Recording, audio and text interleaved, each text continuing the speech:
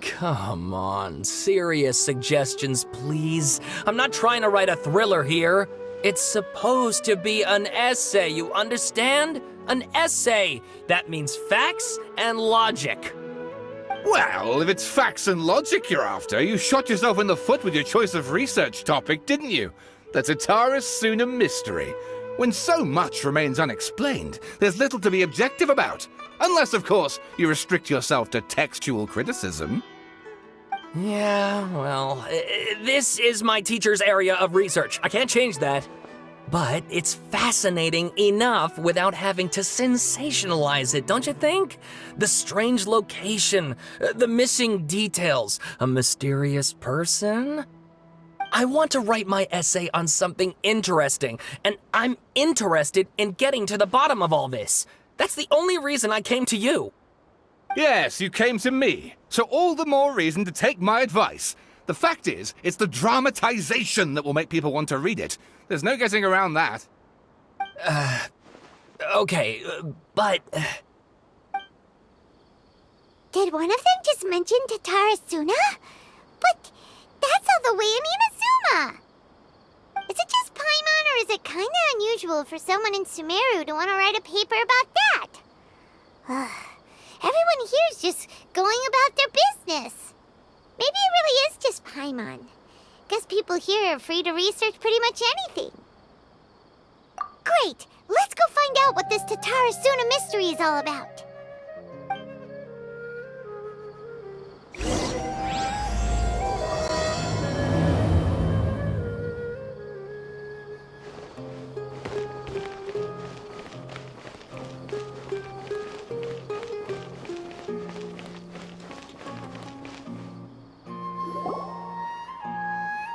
Alright, I guess I'll go with my textual criticism and your editorial direction for the first draft. I have a feeling that the missing Kabuki Mono will end up being the main focus of this paper. If only we knew where to find that traveler. From what they say about her, this seems like the kind of thing she'd know about. Oh, you're the traveler, you say? Hey, what's with that face? Don't believe us? No, of course I believe you. Actually, I first heard about your great exploits when I was still in Inazuma. This is my first time coming face to face with you and your mysterious silver-haired companion. I couldn't believe my luck, and out of force of habit, I started, examining the evidence. Sorry. So what, for the love of... Sorry, we don't get out much, so our social skills are kinda lacking. Traveler, I hear you've helped many people a great deal and been to many places. Would you be able to tell us about Tatara Suna? Actually, we don't know much about that place either. In fact, we only came over here because we heard you talking about it and wanted to learn more. I see. My teacher chose this area of research as a personal challenge. He said it's difficult to get into because even Inazumans don't know much about Tatara Suna's past. But who'd have thought that... If you don't mind, I'd love to show you all my outline for the book I'm writing about Tatara Suna. Hold on, Sawada. Don't you think that's a bit of a deep dive for a first read? Well, fair point. In that case, please ease yourselves in gently by taking a look at Akaba's latest essay draft. Let me give you some background. This all started with the discovery of some records in Tatarasuna. The writings mentioned someone by the name of Mikoshi Nagamasa, who crafted a fine blade. But in the end, he threw it into a fire to destroy it and killed his servant Katsuragi. Why? Well, no one knows. Apart from the swordmaker, his servant, and the one who wrote this all down, the records also mention a kabuki mono. This seems to be an Inazuman word for an eccentric stranger, someone who dresses funny or acts in an unusual way. That's right. Akaba's teacher has spent quite some time researching these events on the ground. This Kabukimono lived in Tatarasuna for a while before disappearing without a trace. And shortly afterwards, as Akaba mentioned, things got pretty ugly. So first this strange person goes missing, then a murder happens? Seems kind of fishy to Paimon. Yes, my thoughts exactly. So I helped out too. I asked everyone I could think of if they knew anything about what happened back then. And wow! Did I get lucky! Stop shouting! This part's important. I just wanted to make it stand out. It just so happens that a friend of mine works at the Government Records Office. He looked into it for me, and I can now confirm that all the aforementioned individuals did, in fact, live in Inazuma over 400 years ago. Even back then, Tatarasuna was already at the center of Inazuma's smelting industry. The man in charge was a government official named Niwa. Curiously enough, it seems like he went missing too.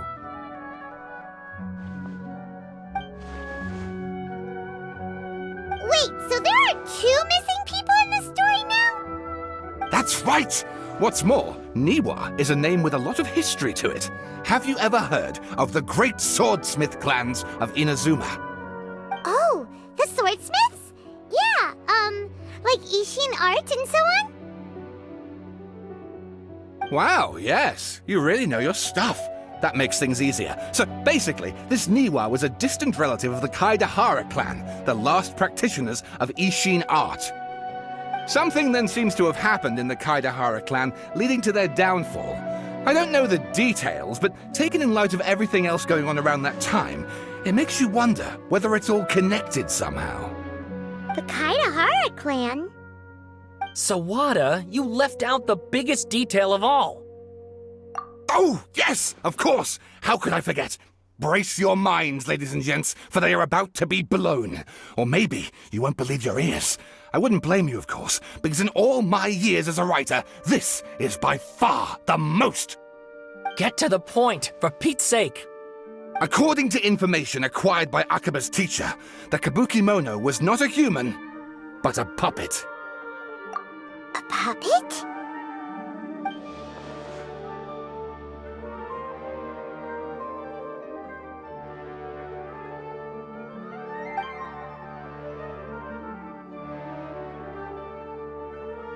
Aha! Judging by the looks on your faces, you do know something after all.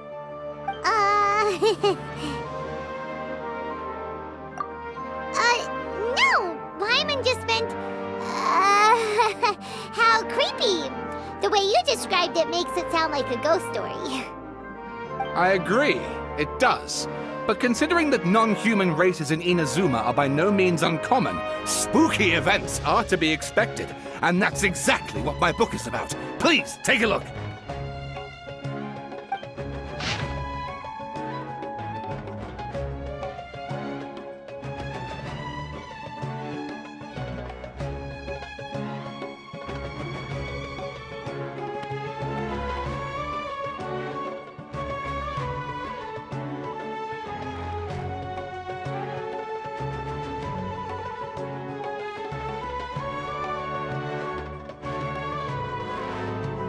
Oh, and please read my essay draft as well.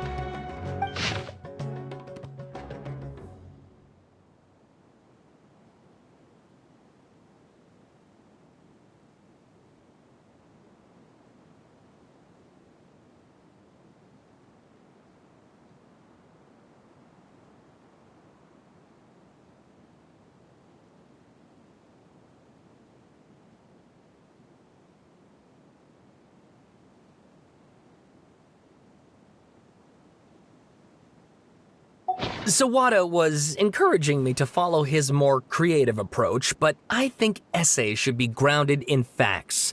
I don't think explaining everything away with mysterious forces will cut it. Oh, how about if I plug the holes in Sawada's narrative with political intrigue? Like, I could put a turf war between rival factions at the center of the whole series of events. Wait, you're allowed to just make stuff up? Pretty sure you've gone from essay to guessay there. Akaba, look. Your teacher has researched this extensively. I've reached out to everyone I could think of. Whatever information we have now is all that there is to know. This is as much detail as you're ever going to get. Besides, if there really was a political power struggle going on at anything like the level you seem to be suggesting, what hope would we ever have of finding out the truth? Good point. Okay, back to the drawing board, I guess. Give me some time. I need to find a new angle on this. We have some other stuff to do, so we'll have to say goodbye for now. Good luck with your essay! All right, thank you. If you find out any more info about all this, please do let me know. Thanks so much.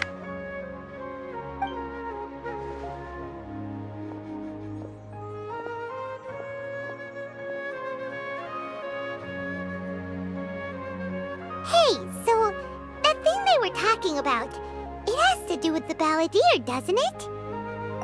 Okay, then even if we did know something about it, we probably couldn't share it with them, huh? After all, we kicked his butt and got him locked up. Information about people like that is usually super confidential, isn't it? If you ask Paimon, Akaba should just pick a different topic. There must be as many essay topics as there are trees in the forest. There's no point in... Ah! Hey, did you see that? He literally just went by, over there. It looked like... the balladeer! No, it can't have been. He got locked up. Oh, quick, let's catch up and see.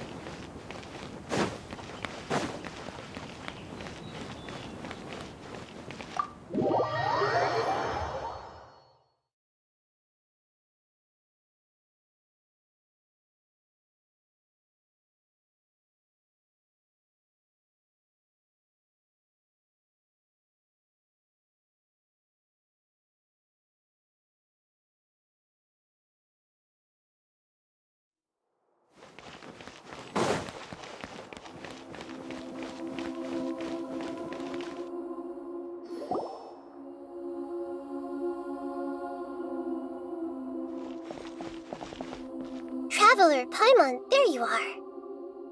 Nahida! Bad news. We just saw the balladeer strolling around in public. Did he escape or... Ah! It's him! Sure enough, you're here. Hey! What are you doing in the sanctuary of Surasthana? Aren't you supposed to be locked up? I know you must have a lot of questions. Please, allow me to explain. It was my idea to set the balladeer free. We made a deal, and he's gonna do some investigation in Irminsul for me. A deal? Huh. You sure you trust this guy? What did you expect? Why do you think Sumeru would keep me around otherwise? Or maybe killing me is all you can think about. But if that's the case, why haven't you done it already? Don't flatter yourself. It was... Nahida said there's still some mysteries in you to figure out. Ah, so if it were up to you, you'd finish the job? Guess I had you all wrong. There I was thinking you were just getting cold feet. Well, that escalated quickly. Not a good start. Could I ask you all to please calm down? But Paimon's worried about you, Nahida. Don't let him trick you. It's not every day you see people questioning the God of Wisdom's judgment, just when you think you've seen it all. Don't you dare try to drive a wedge between us! As long as the terms are reasonable, I don't think there's a problem in making a deal, even with the Balladeer. Well, I for one have no reason to doubt you, considering you even struck a deal with the doctor. Yes, one in which I gained valuable information. You'll come to understand more about that in the fullness of time. The Balladeer's power was all but completely spent after your battle. He's no longer strong enough to be a strategic threat to us. That puts him in quite a precarious position.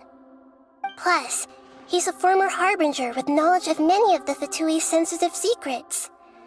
Being stuck here in Sumeru could make him a sitting duck, depending on how the Fatui plan to respond.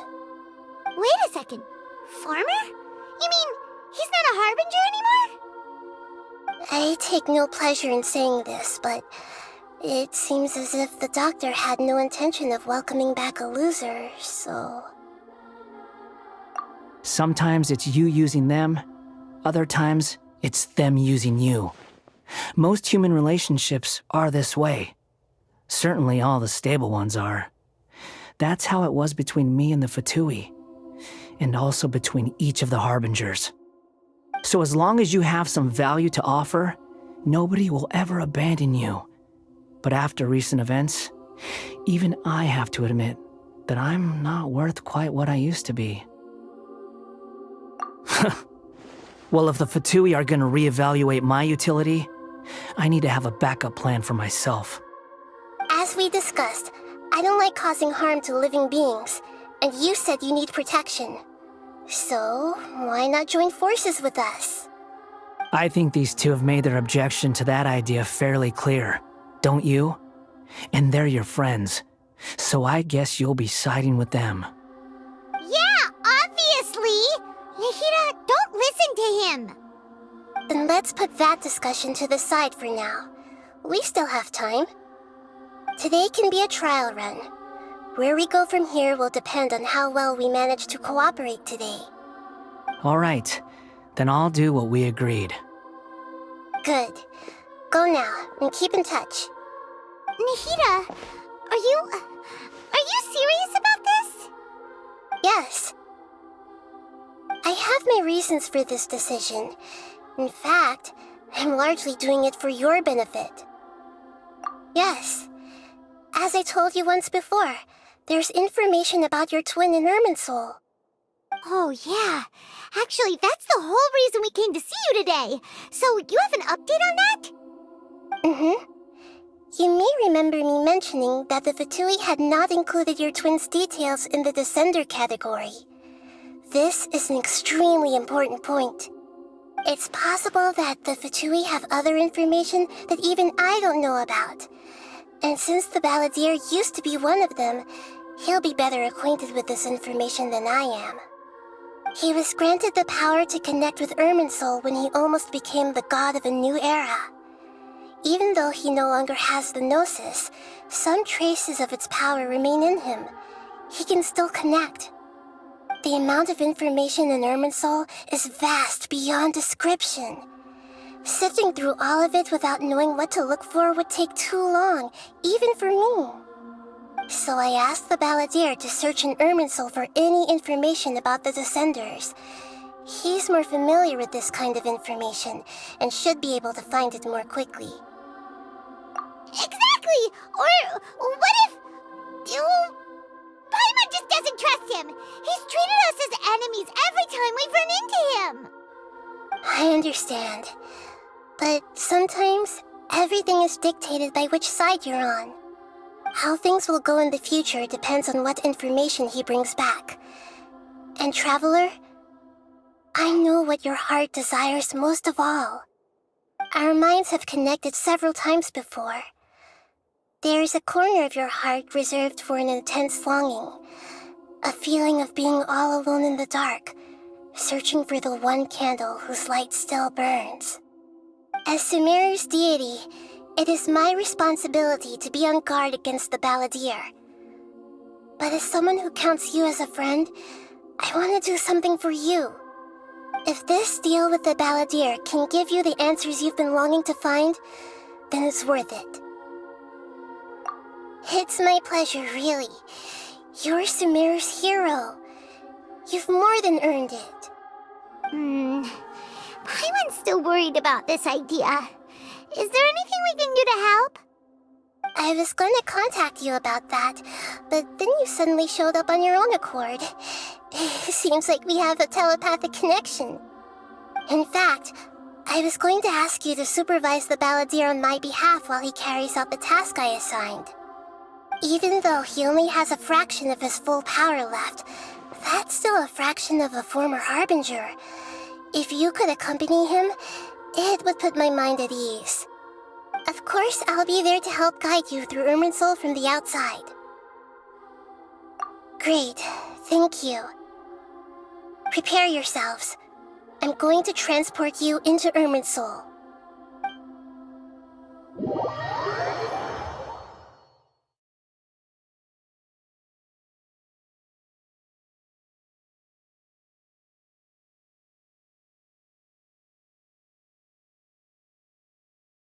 Wow, it looks pretty different here compared to last time. The colors are gentler. Guess that must be because Sumeru's at peace now.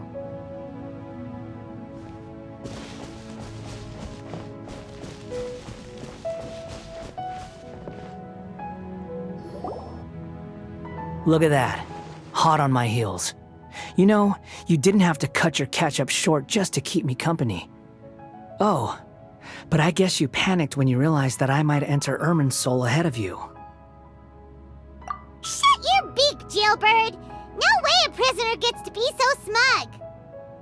I understand that prisoners have to put up with harassment from the guards, but right now, I'm on temporary release, so maybe you should think about backing off a little. Sounds like a successful rendezvous. I need to be quite clear about something.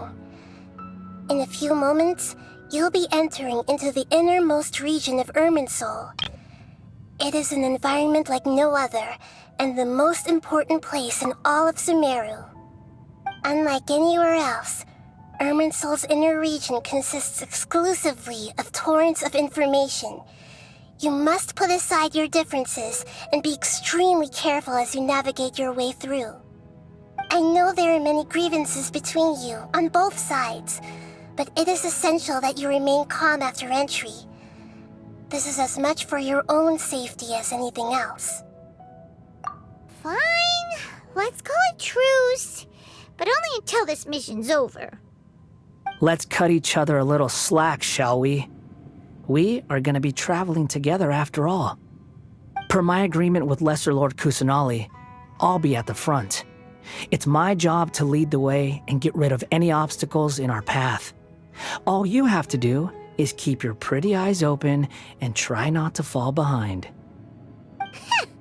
You sure are confident. Paimon will give you that. You make it sound like you're even more experienced at adventuring than us. If there are no further objections, I suggest we get going.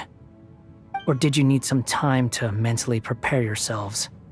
Ew! Ugh, the snark on this guy.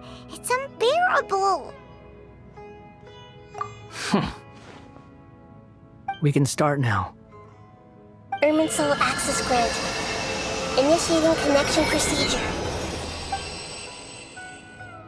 Is this a small sapling? Oh, darn it! Come on, let's catch up with him.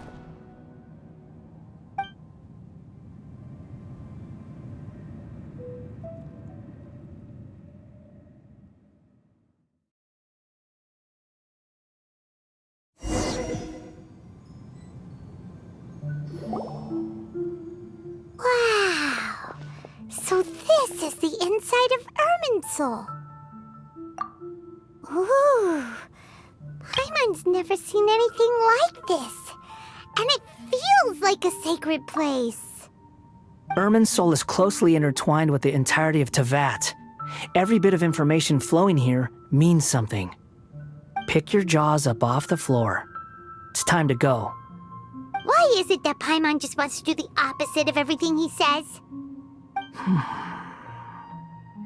Lesser Lord Kusanali, we will now proceed to the heart of Irminsul. Can you still sense where the heart of Irminsul is? Yes. Permission to begin searching for information there? Permission granted. Go ahead. Let's go. Stay close. Don't go running off. Hey, so, say we did go running off in here. What would happen? What are you smirking at? I was just imagining the look on your travel companion's face if you went and got lost. Anything's possible in here. You can't rule anything out. So if you want to stay safe, your best option is to stick close to me.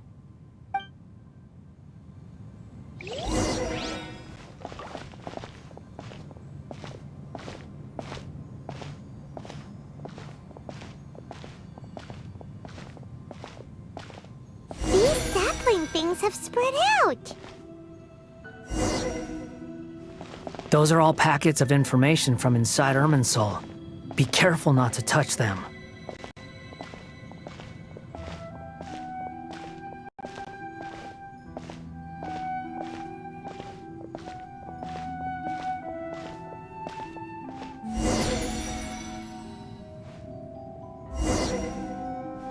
It looks the same in every direction.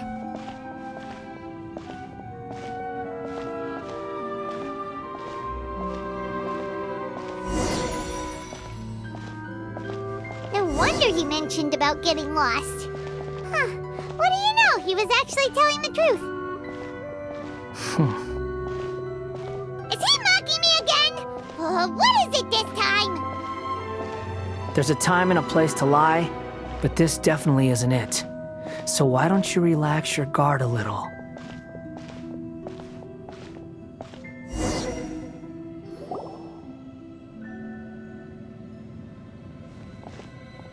We're here. What a huge tree!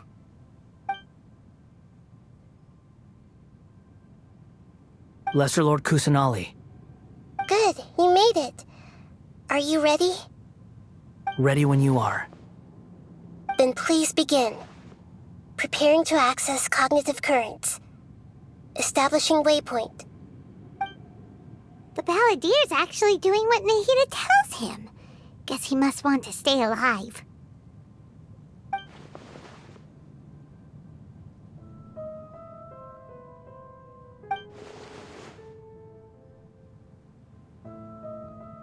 The rest is up to you.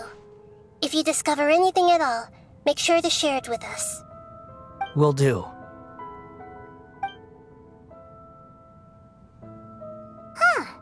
For once, we're the ones with nothing to do. Traveler, Paimon, would you like to talk? Yes, I've also invited Paimon to join. Huh? What the? We can talk to each other inside our heads?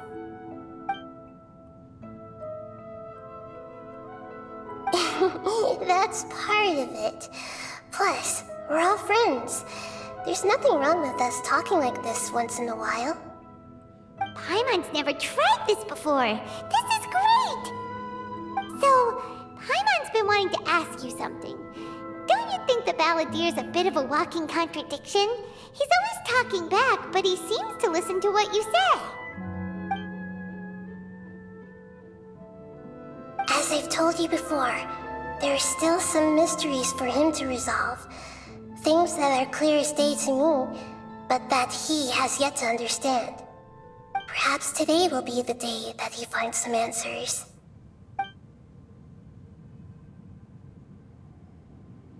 Well done. Smart and attentive as always.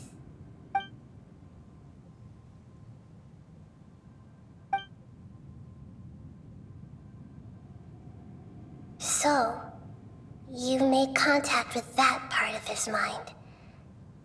Well, it's true. Betrayal turned the Balladeer into the person he is today. Huh.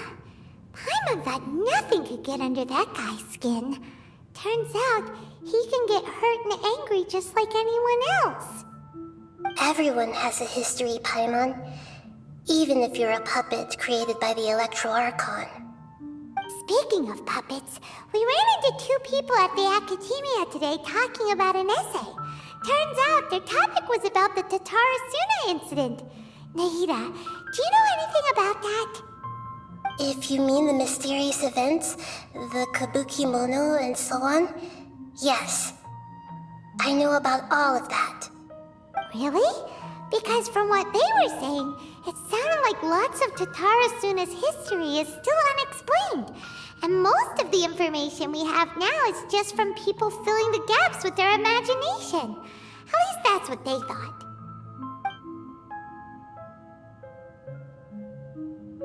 Oh, how interesting. Those two managed to deduce quite a lot through guesswork alone. So the Gesse got it right? Well, they guessed right about one thing. Tatara Suna was sabotaged. Must be a riveting conversation you three are having. Funny how all the good ones happen when I'm not involved. What makes you think we're talking to each other? Don't insult me. You're having a private conversation without me. Obviously, I must be the topic of said conversation. Of course you do. You can't have your prisoner knowing too much. So, have you found anything yet? Still looking. Don't get your hopes up, though. You and your twin come from outside this world. It wouldn't surprise me if there was nothing on either of you in Irminsul at all. Wait, how did you know about that? Did Nahida tell you? It's not like we've never met before. And anyway, you're world famous. It'd be more surprising if I didn't know a few things about you. Right now, we have to keep the peace. I'm not interested in creating more misery for myself. And making cordial conversation is something I can manage. Huh? Wait.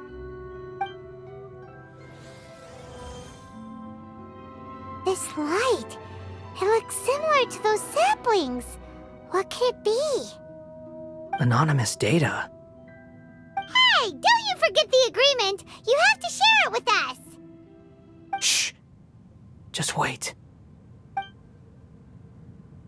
Mr. Niwa, are you certain this is worth the risk? We are talking about Tatara Suna's furnace, after all. It may not pay to act rashly. There's no one else who can enter the furnace. It has to be me. Is that so? Well, since you insist. It's...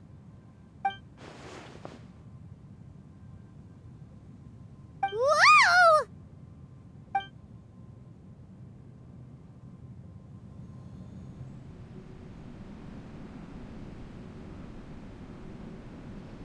I have been in Tatara Suna for some time now. You have shown me great hospitality, as has Mikoshi Nagamasa, and indeed, everyone else. Under your leadership, Tatara Suna is a warm, welcoming place. Like a giant village. People are gainfully employed, their lives have purpose. They are motivated. As I understand, the Raiden Shogun has, in recent years, eliminated much of the evil that plagued Inazuma. As for Tatara Suna, it was originally established as a means of safely disposing crystal marrow. The forging industry with crystal marrow as a raw material has since flourished, giving rise to generations of swordsmiths. Some world-renowned, others unknown, all passing on their legacy. Skills, blood, dreams. Every smith brought into this trade looks to find their purpose between steel and blade. That is why you accepted the proposal brought to you by myself and Akame. Yes, well, were it not for you coming to Inazuma and happening to make Akame's acquaintance, the two of you never would have joined forces. And he would be the first to admit that there's no way he could have revolutionized our forging process like this on his own. At least not on the same timescale. You allowed Akame to take all the credit for a method that you jointly developed. He sold it to me, and now every piece of ore here is smelted using the new technique. Even now, you remain one of Tatara Suna's key consultants, working right here alongside us. I believe it is you, sir, who are truly responsible for the changes in our manufacturing and forging methods. You flatter me. From the outset, I saw much that was commendable in the forging industry of Inazuma, and it has been my great honor to befriend you all. So you say, Escher. But is this really the truth? My good sir, what do you mean? I tried to resist thinking it was all connected, because I didn't want to speculate, and I didn't want to believe that things could turn out this way. What have we gained from adopting your new technology? Ominous black smoke? Mounting production problems? Worker fatigue and casualties are up and continuing to rise at an alarming rate. And recently, as you well know, someone died because of that strange filth inside the furnace. We've kept the truth from spreading outside, but still, I suspect you understand it better than I do. None of the people who went out to get help have come back. Now, our mutual friend, the Kabuki Mono, is taking the Golden Feather to Narukami Island to seek an audience with Shogun. This is our last hope. But that doesn't faze you, does it, Escher? Nothing does. Otherwise, why would you still be standing there with that smile on your face? I'm just surprised that you finally chose to be so sincere. I'm sure you've been harboring these suspicions for quite some time. Mikoshi Nagamasa may have noticed that there was one common denominator among all these events. Namely you, Escher. But Mr. Mikoshi is more cautious than I. He does things by the book. After all, Nagamasa is the adopted son of Mikoshi Torachiyo, the yokai struck down by the Shogun's own hand. If he truly seeks to redeem his family's honor, an abundance of caution is well advised. You're well informed on the subtleties of his situation for a mechanic all the way from Fontaine. Are you sure you're not a little overqualified? Why, Mr. Niwa, are you suggesting I find a job as a diplomat? Sadly, I am so very attached to my craft. Enough, Escher. I'm here because an evil force is raging inside the furnace. And someone needs to take your new device inside the high-risk zone so we can absorb it and put an end to the problem. I'm in charge here. And I'm about to take some responsibility and head inside. Probably to my death. But what about you? What are you still doing here? Judging from the look in your eyes, you don't seem to trust me. Drop the act! We're past that now. Whoever you are, it looks like your plan to destroy Tatara Suna has worked. I just want to know what you're still doing here. What's left? Don't you have all your answers by now?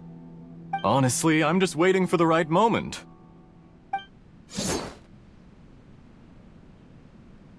A moment like this, where you finish talking and I stop you from entering the furnace. You...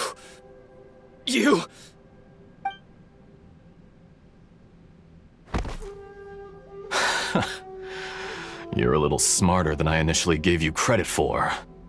I thought I'd disguised myself exceptionally well, at least for the first few days. But to my surprise, you had your people look into my background right from the start. It's a long journey from Inazuma to Fontaine, but that didn't stop them. Eventually, they managed to confirm that Escher was an alias, and that I was not from Fontaine at all. And yet, despite all of that, you still fail to realize my true identity, and what I seek in Tatara Suna. Did you really think you would be able to see through my plan? If you kill me, there's no one who can get inside the furnace. So you're really going to destroy this place? Is that it? Oh, but you're quite wrong. There is one other person. Some may not see him as a person, but you told him yourself. You're not a puppet. You're a human. You're just missing a heart. Whoever you're working for won't get away with this. They'll be found out. But this makes no sense. What are you really trying to accomplish by all this? Why go to all this trouble? It's no trouble at all. Patience is a virtue which I have in abundance. This is all part of a carefully controlled experiment. If you must know, I'm happy to divulge my true identity. I'm a Fatui Harbinger. Call me the Doctor. The Fatui? Who? What do you want? Just to create a minor inconvenience for your nation. That's it? That's why you gave us your cursed technology? Just to let loose the evil energy from the crystal marrow? Look how even the righteous soul is filled with venom when faced with its demise. My device functions precisely as you say. It is the only chance you have of preventing a catastrophe and keeping the truth from the outside world. However, I did not make it with you in mind. It is easier for a person to be possessed by evil spirits when they are filled with hate. So give in to your fury. I want to see what happens when a malevolent heart is placed into an unsuspecting puppet. Make no mistake, even without you, that pure, innocent puppet would only end up being used by someone else instead. What other reason would a human have for befriending one who is not of our kind?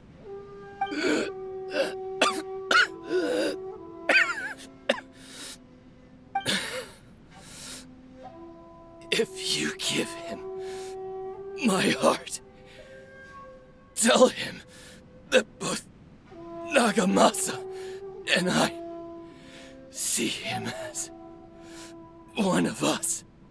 He has nothing to prove to anyone. Because not everyone just wants to use other people. The only ones who think like that are people like you. What a beautiful way to see the world. It almost makes me feel a little guilty. Then out of respect for you, I shall redefine myself. Think of me as a monster or a demon, if you wish. At least this way your death is not a consequence of your own folly turning you into an easy target. You simply lost to something more powerful than you could ever hope to defeat. I say, Mr. Niwa, let's see what happens. Will your puppet friend become a human? No, that will prove quite impossible. Mr. Niwa? Already dead. What a pity.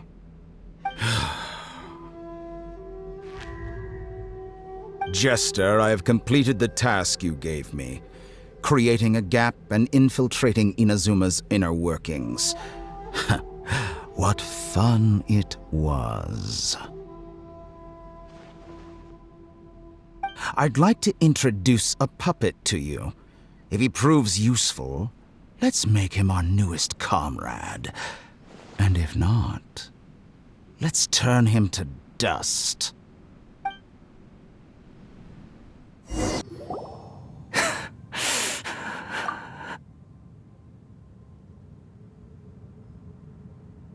Hey, are you alright? Dottore?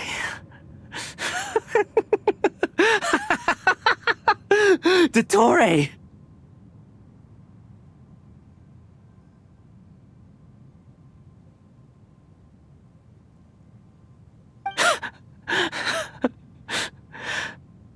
Good. Good. Was that the doctor? Did he turn into a mechanic from Fontaine? But why did we see things from his perspective? When I touched the doctor to confirm whether he'd eliminated all his segments, I read this memory in his mind.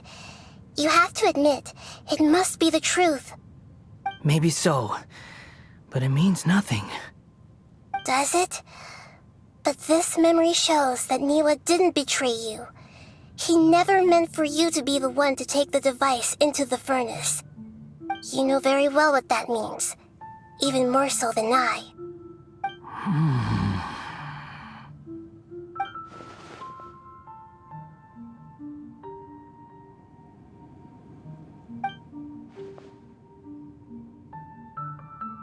Let's give him some space.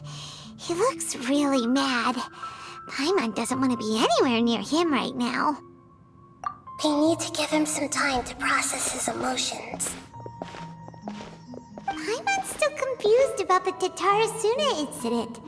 So, the doctor was behind it, but why has that gotten him so worked up? Nobody has ever deceived you like that, Paimon. It's natural that you find it difficult to understand. Perhaps he needed to learn this someday. So now you have the complete picture. Katsuragi took the Kabukimono to live with the people of Tatarasuna. Later, the doctor showed up, disguised as the mechanic from Fontaine. And that's when the trouble began. It was all a horrific experiment planned by the doctor. Everything he did was just to plant seeds of disaster in Inazuma that would bear fruit in the future. Of all the unwitting participants in the doctor's experiment, the balladeer became the main test subject. After the events you just saw in that memory, the doctor put Niwa's heart into the device and handed it to the balladeer. Then, he instructed him to enter the furnace and absorb all the filth caused by the smelting process. The load was far beyond what he expected, but the balladeer survived.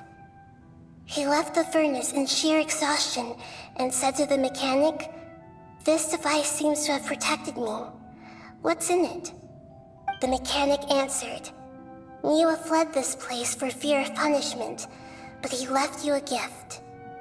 He said it's the one thing that you've been looking for." He took it straight from the chest of one of his innocent servants. The mechanic removed the withered heart from the device as he spoke. The balladeer was stunned that such unthinkable cruelty had brought him the thing he'd been longing for his entire life. A heart acquired through cold-blooded murder is a cursed thing, but it had protected him from the filth. He thought Niwa had completely betrayed him, and yet this very betrayal had ensured his survival. Overwhelmed with anger and sorrow, the balladeer threw the heart to the ground and left Tatarasuna without looking back. Holy moly! So the doctor killed an innocent man and pinned everything on the victim? That's terrible!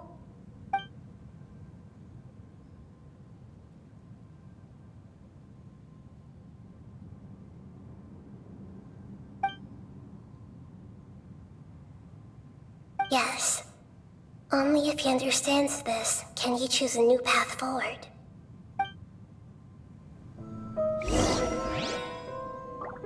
Tottori, you brazen-faced... Niwa didn't run from justice. You killed him.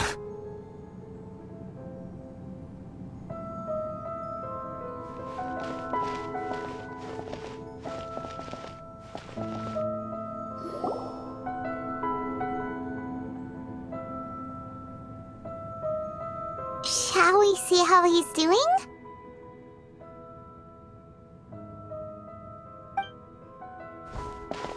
Hey, you alright?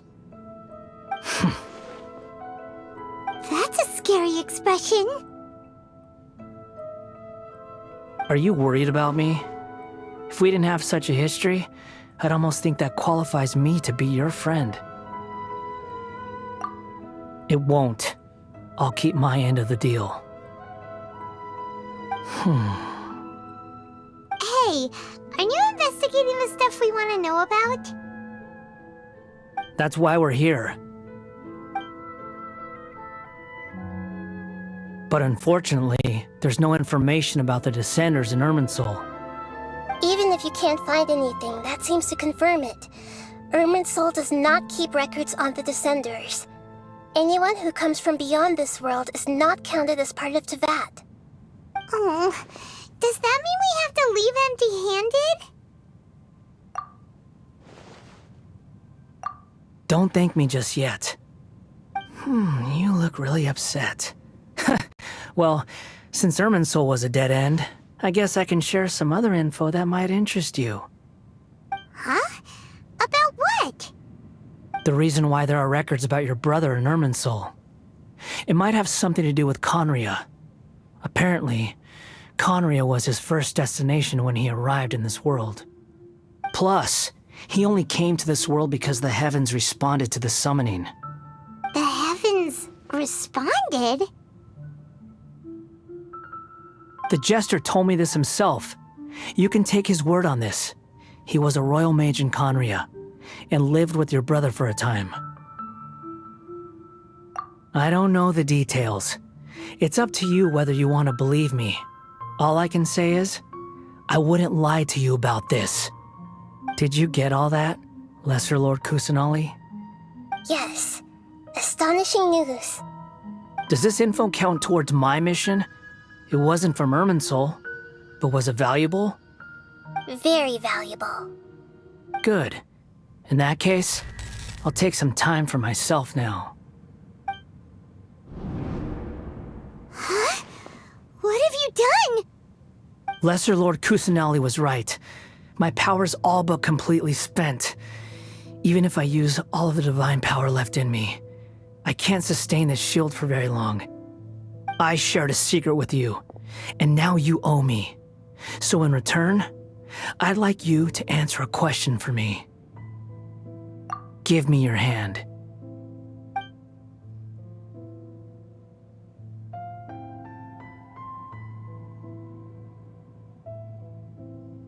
Can you hear my voice inside your head? No, I can't do anything like that anymore. At most, all I can do is exchange a few words with you. So tell me, in this world, is it possible to change the past?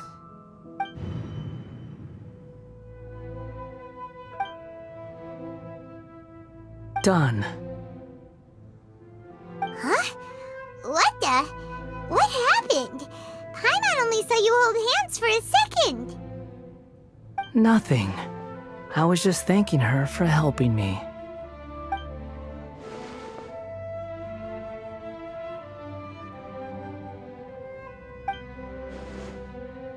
So long. I suggest you get yourselves out of here quickly. Where are you going? Hey, wait up! Didn't you say not to go running off? Fast reaction time. But I don't think we'll be seeing each other again. From this day forth, the names Balladeer and Kabukimono will cease to exist. Those who died in Tatarasuna because of me deserve another chance at life.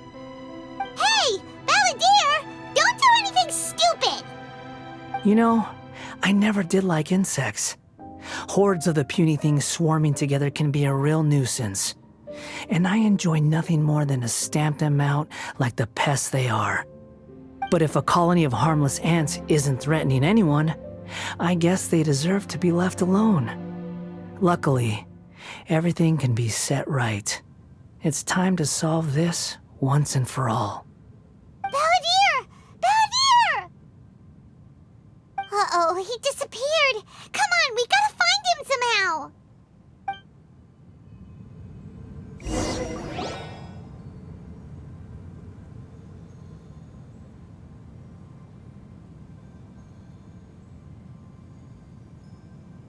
Oh no, he's really gone!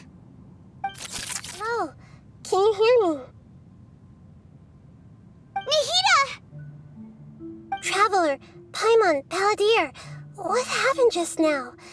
I was suddenly cut off by some kind of power. It was the Balladier's fault. He shut you out.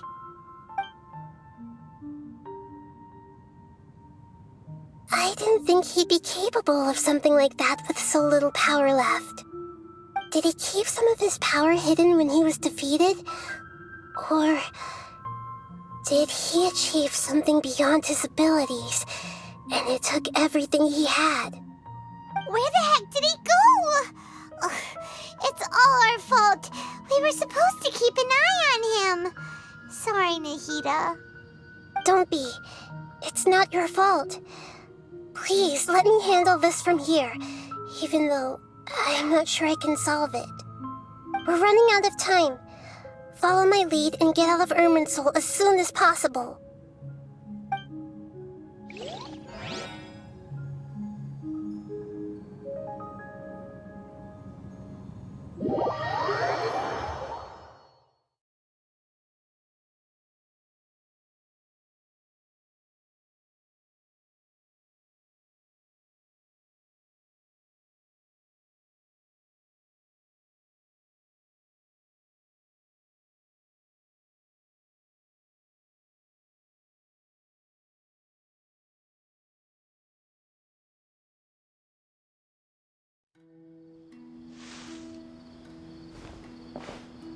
We're out! And we're at, an inn or something? This is an emergency.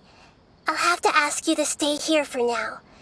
Everything's arranged, and nobody will disturb you. I'm sorry, but this isn't something I need your help with. Leave this one to me. An emergency? How bad is it? Nahida, will you be okay? Don't worry. If my assessment is correct, though there may be some minor disturbances, it won't lead to a disaster. Please rest and recover your strength here until I say it's safe. Her voice has gone. Paimon can't shake the feeling that something really big has happened. What do you think the Balladeer meant? And why did he suddenly grab onto you before?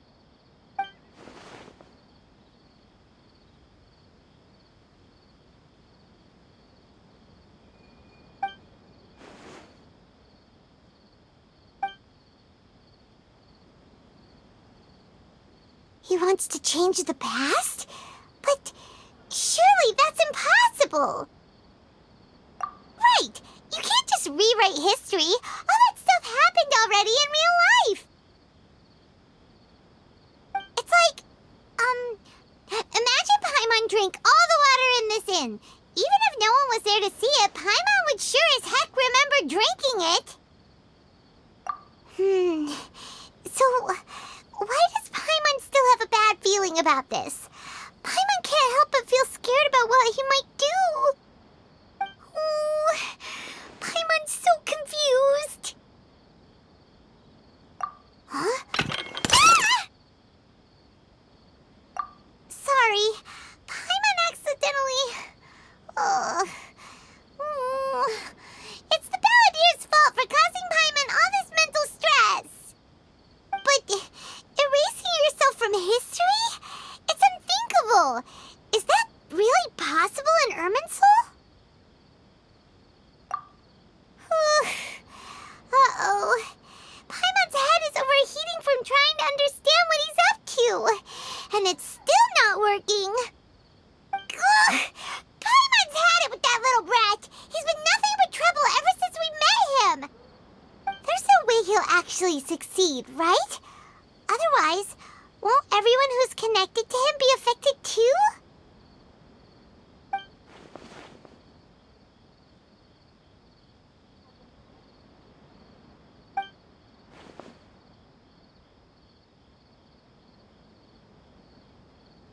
There's nothing we can do about it at this point. Hey, have you got any ideas on what we should do next? Seems like now there's nothing left for us to do but to go to sleep. But Paimon's still so worried. Paimon won't be able to sleep a wink tonight. So, how about,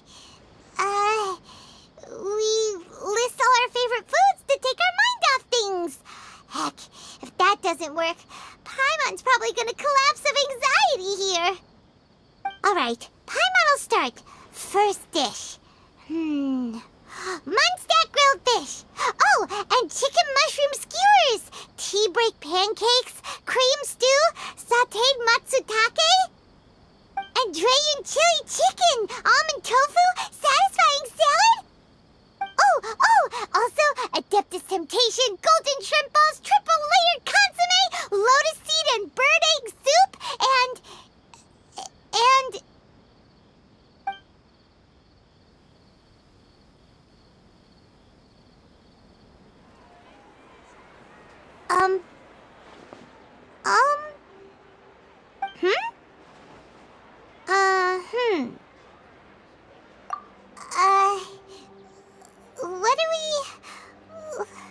What was Paimon supposed to be doing just now?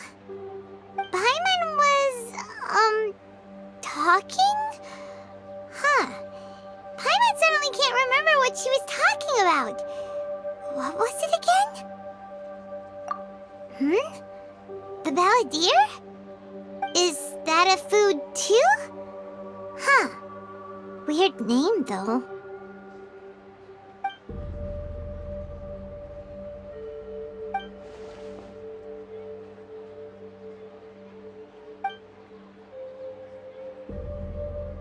What's wrong?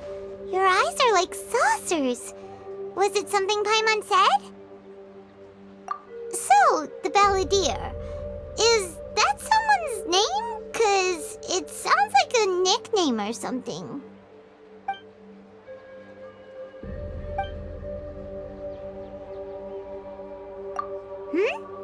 Okay, sure. Where are we going? Huh?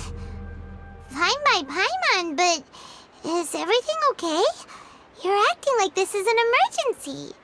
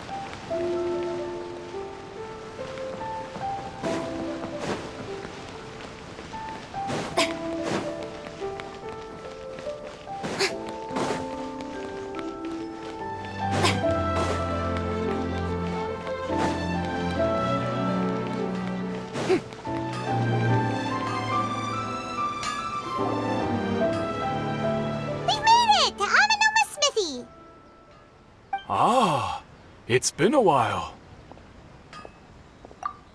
Of course. Go ahead. Oh. Now there's a question I wasn't expecting. Very well. I'll tell you what I know once more. The once renowned Raiden Gokuden, comprised of 5 branches.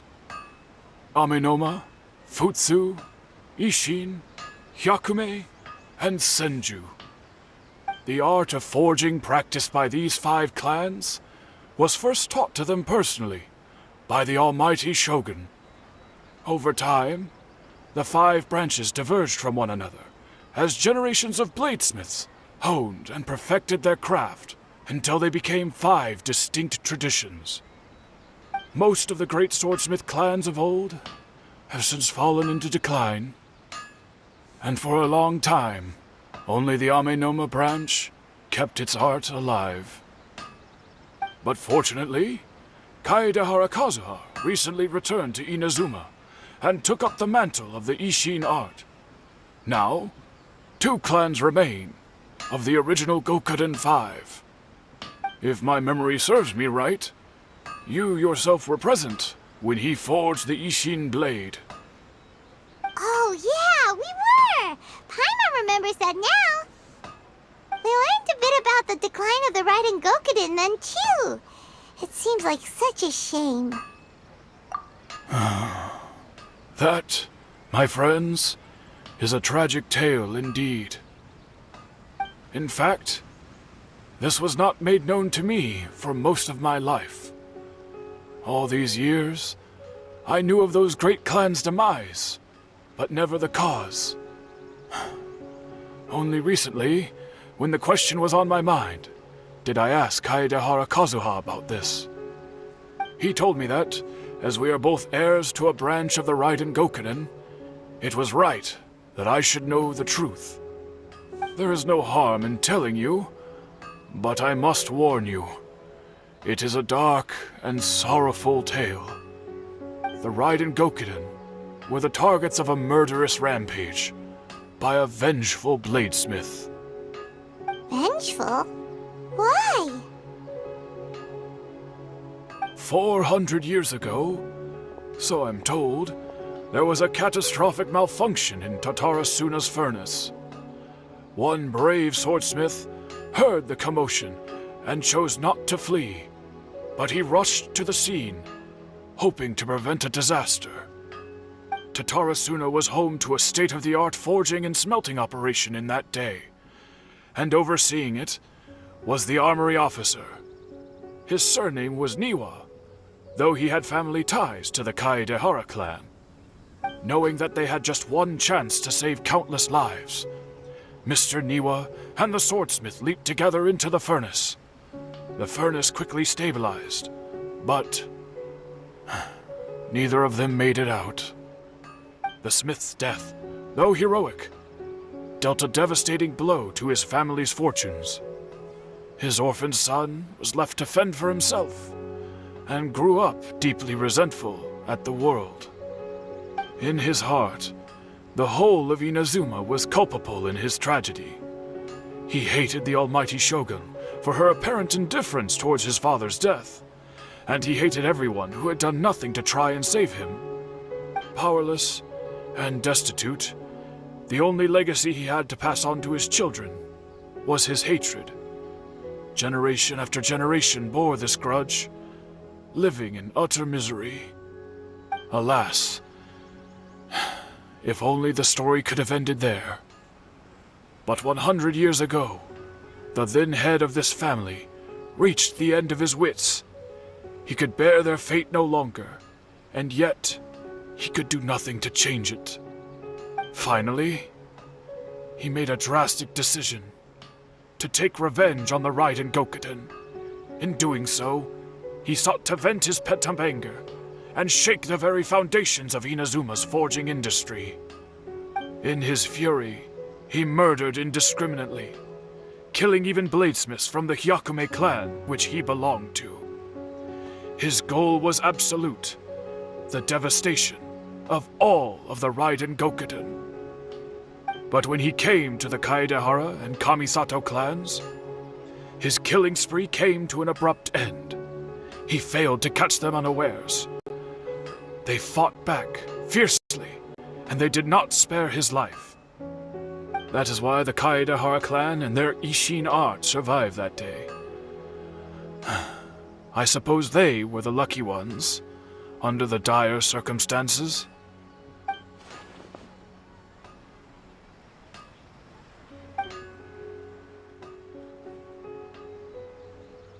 Was there anything else you wanted to ask? Kazuha? Why, yes.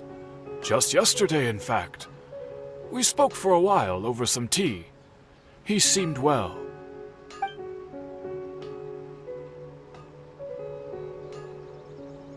My pleasure. Don't tell Paimon. There are other places you want to visit too, right? Your expression says it all. You can't hide anything from Paimon. On to the next stop. Lead the way, traveler. Paimon will be right behind you.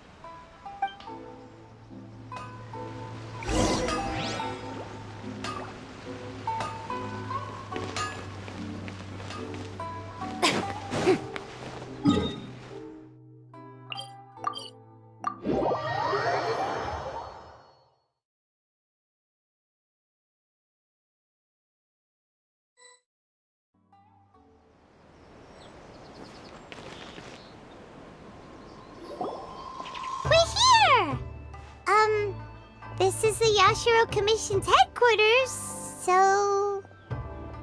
Traveler, it's been a while. If you're looking for the Commissioner and Miss Kamisato, I'm afraid your timing is unfortunate. They're not here right now. Are they out on business? The Commissioner is out on business, and Miss Kamisato is standing in for some meetings in the Commissioner's place. If it's urgent, you're welcome to wait inside until they get back. What do you think? Shall we go in?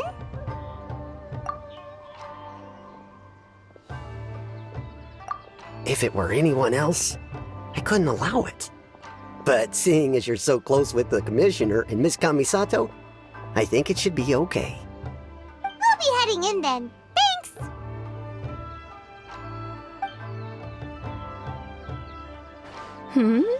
Hello, dears. Is there something you want to say? Of course, traveler. Yes, I know who you are. Miss Kamisato has told me about you. What would you like to know? Oh, they're both very well indeed. Lately, Miss Kamisato has been rather busy attending all kinds of meetings and occasionally paying visits to some local organizations on the Commissioner's behalf. As for the Commissioner himself, well, you know, busy as ever. That much hasn't changed. Although he does seem to be in a rather good mood these days. So pretty much business as usual in the Yashiro Commission, huh? Very much so.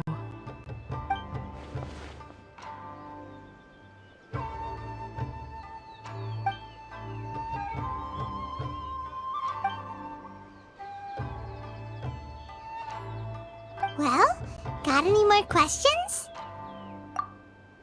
You're very welcome. In fact, I would love nothing more than for you to come and visit more often. But I'm sure you must be far too busy to have time for that. Miss Kamisato talks about you all the time. She seems so thrilled to have you as a friend, and she's always saying how talented you are and how much she admires you. I must say, many things in Inazuma seem to have taken a turn for the better since you arrived here. So you're not just Miss Kamisato's knight in shining armor, you know. You're a hero to us all. Alright, goodbye for now. Where are we going next? Great! Goodbye, ma'am! Don't worry, we'll see ourselves out. All right, then. Take care now. Hope to see you soon. Oh, are you two leaving already? Yep, everything's taken care of now. Don't worry. Very well. Safe travels. Goodbye.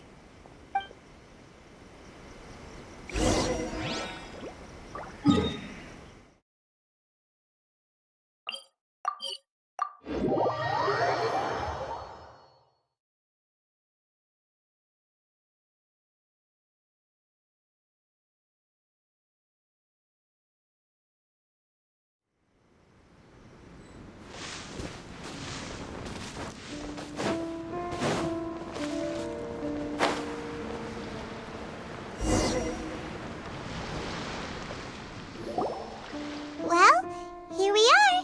But what are we looking for? Something or someone? Do my eyes deceive me, or is that the Traveler and Paimon? Xavier, what are you doing here? I was in the general area, and now I'm in this specific area. There, that's me. So what about you two? We have some questions and thought you might be able to help.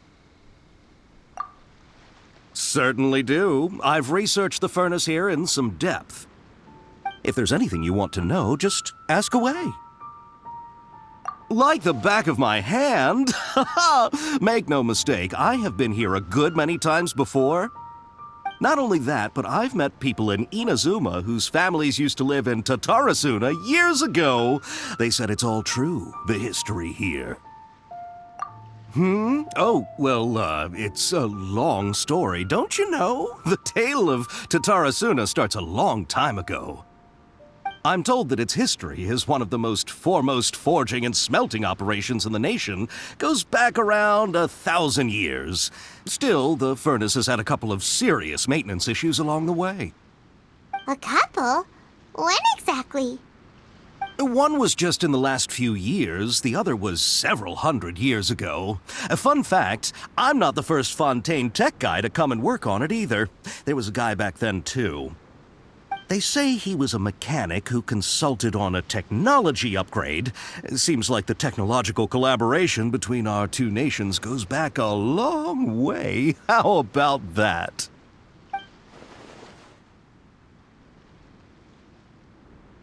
Hey, weren't you gonna ask Xavier something about Tatarasuna? Come on, ask already. Oh, I didn't realize you two were here for a history lesson. Me neither. Paimon doesn't know what's gotten into this one today. Feels like we've been preparing for a history exam or something. What brought this on? Did you just wake up today with a sudden burning desire for historical knowledge? Sure, go ahead. A kabuki mono? No, I can't say that I have. I do know the word, Inazuman for those eccentric types who always go around dressed to the nines. Just the sort of person that I'd like to meet, actually.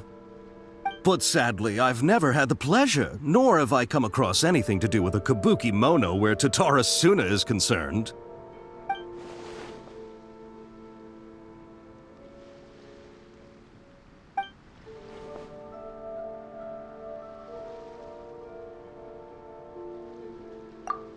Of course! Don't mention it. Oh, we're leaving? Okay, bye, Xavier. Oh, you're most welcome. More than happy to help. Farewell. Looks like you got all the information you're looking for. Sure, but what's up with you today? Whatever it is, it seems like it's really troubling you. Keep your smile, Spinal Crocodile. No matter what happens, Paimon will always be there for you. Hey, don't mention it. Alright, let's head off and go meet Nahida.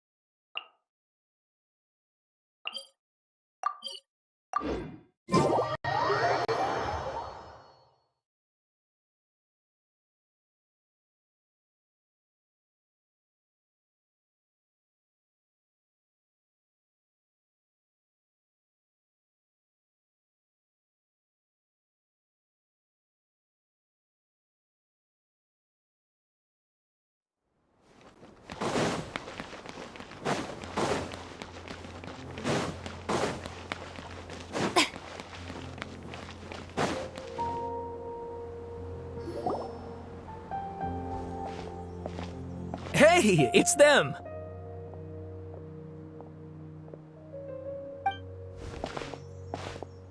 Akaba, Sawada, you're still here?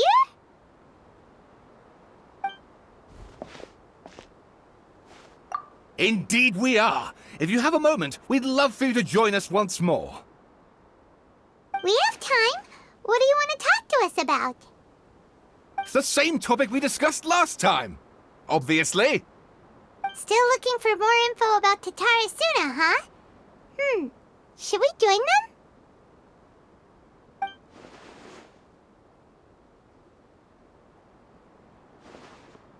Unfortunately, we haven't made any real progress. Huh? Oh, of course.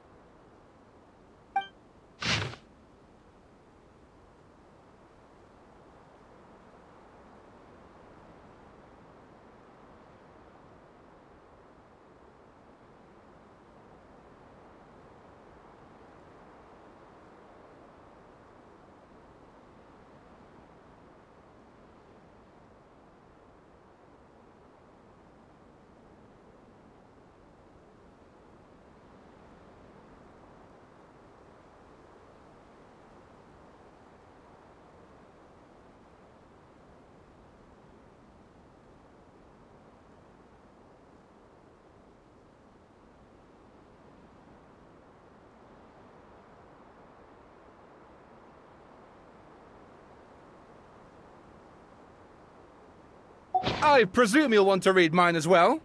Here.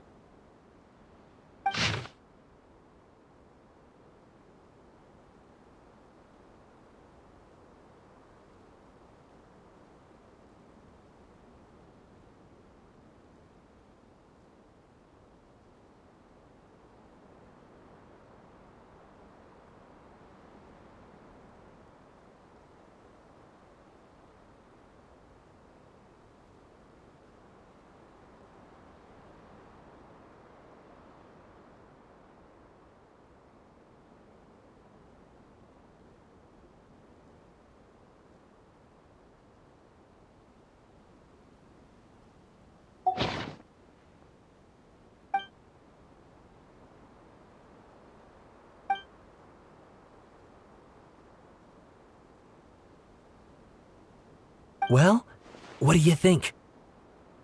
Hey, Traveler. Remember how last time Akaba was saying how he wished he could gather more information about all this? Well, we just got back from Inazuma. So how about we tell them what we learned? What did you find out? Something big? It's a long story. Basically, we have some friends in Inazuma, and...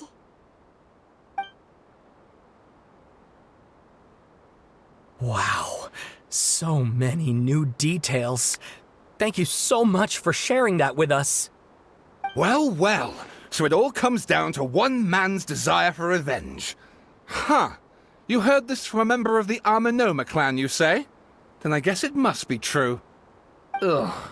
So there's no ghost story here after all. This new information actually lends further credence to my hypothesis. Evidently, swordsmiths were seen as having an incredibly prestigious role in society those days, to the extent that harming them was conceived of, at least by the perpetrator, as a way of exacting revenge against those in power. Yes, okay, point taken, you were right. But that doesn't mean I can't carry on with my novel. And they're back at it. These guys are really into this. Oh, so sorry. Look at us, prattling on about our projects and ignoring you. Thank you so much for the information. You're welcome. See ya. Keep us in the loop if you find out anything else. Will do.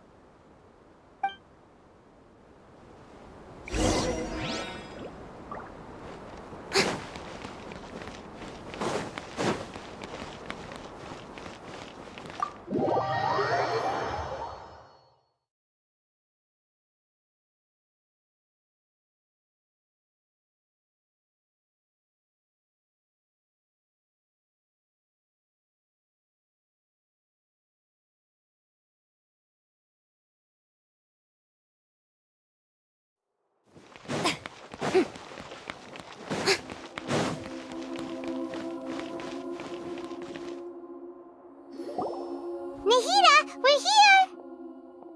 Traveler, Paimon, how have you been? Ugh, where to start? Paimon hasn't had a moment's rest this whole time. That night, we ended up chatting and chatting until suddenly the sun was up. And then she decided she wanted to go to Inazuma. The Balladeer? It sounds like some kind of code name. You look troubled.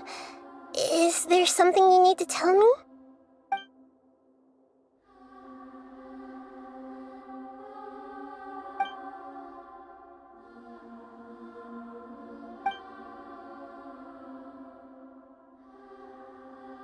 Traveler? Hey, what's wrong? You look so upset.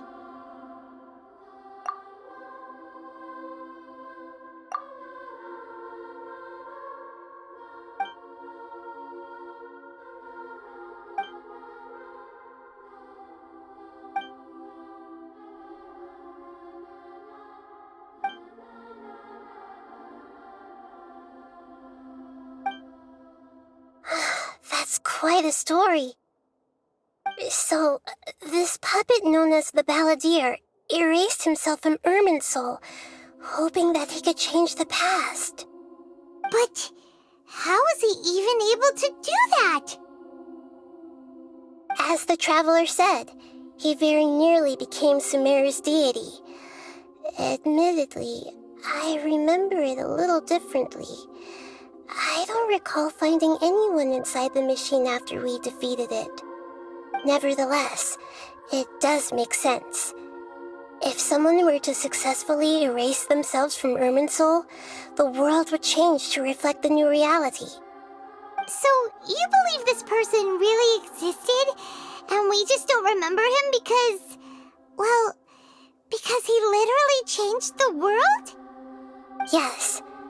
Theoretically speaking, it is possible to do this.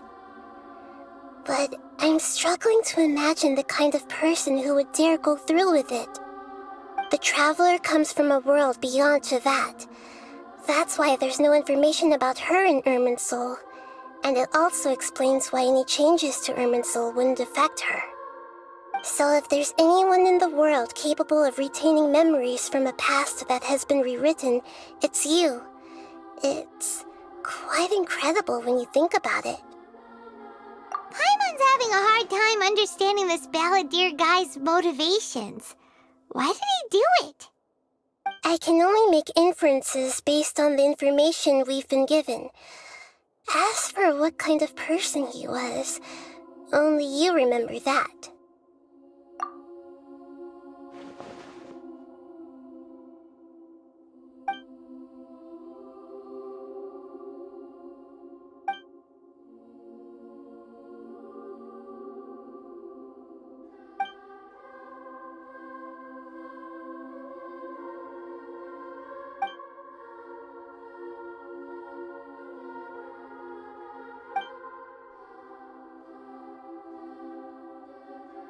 Something else worrying you? Something that you can't share?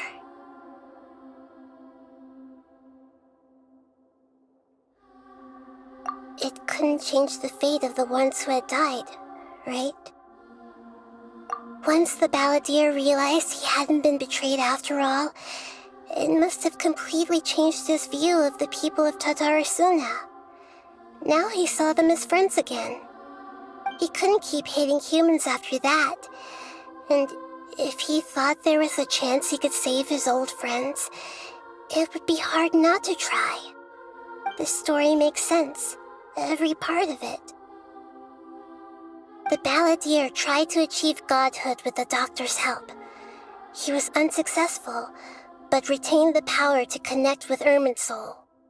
That power then enabled him to change what was recorded in Irminsul and erase himself, even though he didn't have much strength left. Yeah, it does make sense, but it still ended in tragedy for his friends. It just feels so hopeless. He gave everything to do this, but it seems like he got nothing in return.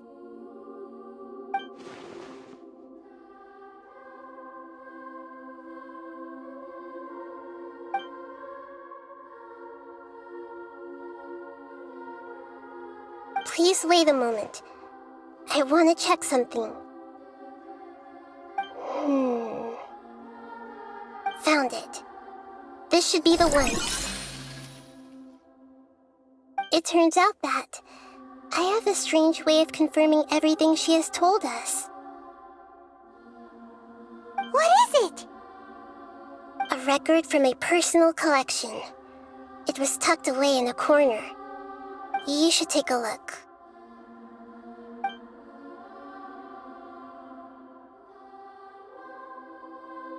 Is this a fairy tale? Who wrote it? I authored this record myself. Huh? You wrote a fairy tale that somehow has something to do with the Balladeer? When combined with the traveler's narrative, it's clear that this story is an allegory. Everything in it is a symbol for something else. Hold on.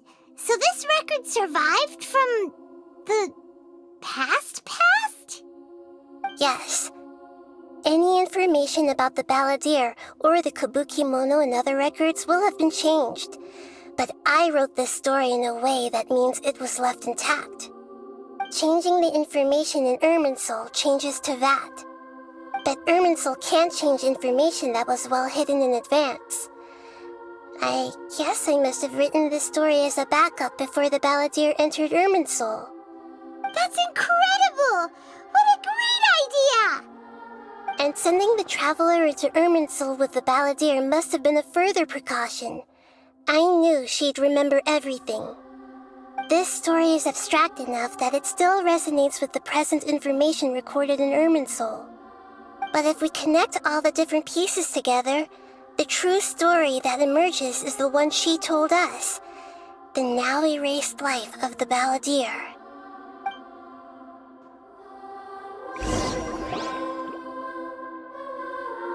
There was once a lone monster draped in fox fur. The monster found a family of foxes, joined them, and they became friends.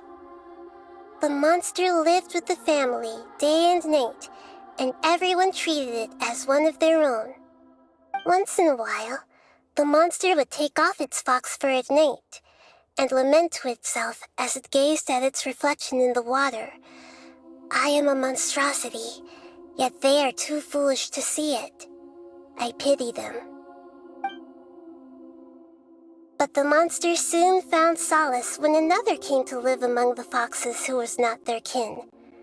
A kitten, carved from the wood of a white tree who had been abandoned by the humans. The kitten too wished to become a fox, but its tail was too slender and it could not grow a coat of richly colored fur. Yet when the other foxes saw this, they spoke words of comfort to the kitten. Even without a tail and fur like ours, you are still one of us. Furious at this happy resolution, the monster lit a fire on the mountain. The terrified animals panicked as the fire spread. The only way to extinguish the flames was to make a sacrifice. A gray fox stood up and addressed the monster. It said, "You are the cleverest among us. Surely you can help us find a way to solve this." The monster smiled, led the fox toward the fire, and murdered it. The gray fox's heart was turned into a beautiful drop of water, clear, spotless, and pure. The monster gave the heart of water to the kitten, telling him, "The foxes have decided. You are the one who must be sacrificed. Take this, quench the flames, and die for your fox kin." The fire was extinguished, but the kitten lived. It left that side of the mountain and found a little bird who had a broken wing. The two promised they would spend their whole lives together, but the little bird did not have long left to live. It passed away soon after. After burying the bird, the kitten left the mountain for good. Never again would it cherish a single creature nor a single blade of grass that stood on that mountain. The kitten spent the nights wandering aimlessly, gnashing its teeth at the moon. How it wished to swallow the moon and devour the moonlight. If the world could only return to darkness, then it would finally be peaceful and content. I will become the new moon, the answer to everything. Then, no one will know that there were once birds, foxes, and cats in this world. And no one can know that they were different.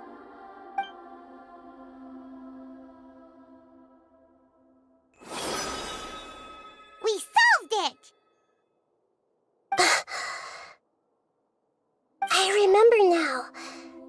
This is not just the Balladeer story. It is his very own memories. I made a backup so that it would be preserved no matter what happened. To become a god, he was experimented on and modified countless times. It was brutal torture, and the only reason he was able to survive is that he was a puppet. This memory was extracted from him by the scholars. Presumably, they kept it to have something to defend themselves with. Creating a deity was just the first step. Some of them wanted to be able to control it. That's why they backed up his memory for later use. I buried it deep inside one of my own dreams, and then hid it inside an allegorical story so that it wouldn't be altered. It's hard to believe that this person really existed, let alone that he tried to get rid of us on more than one occasion. Paimon has no memory of him at all. He completely vanished like a puff of smoke. The Balladeer agreed to help me look for information about the Descenders, and although he was unsuccessful, he still helped you.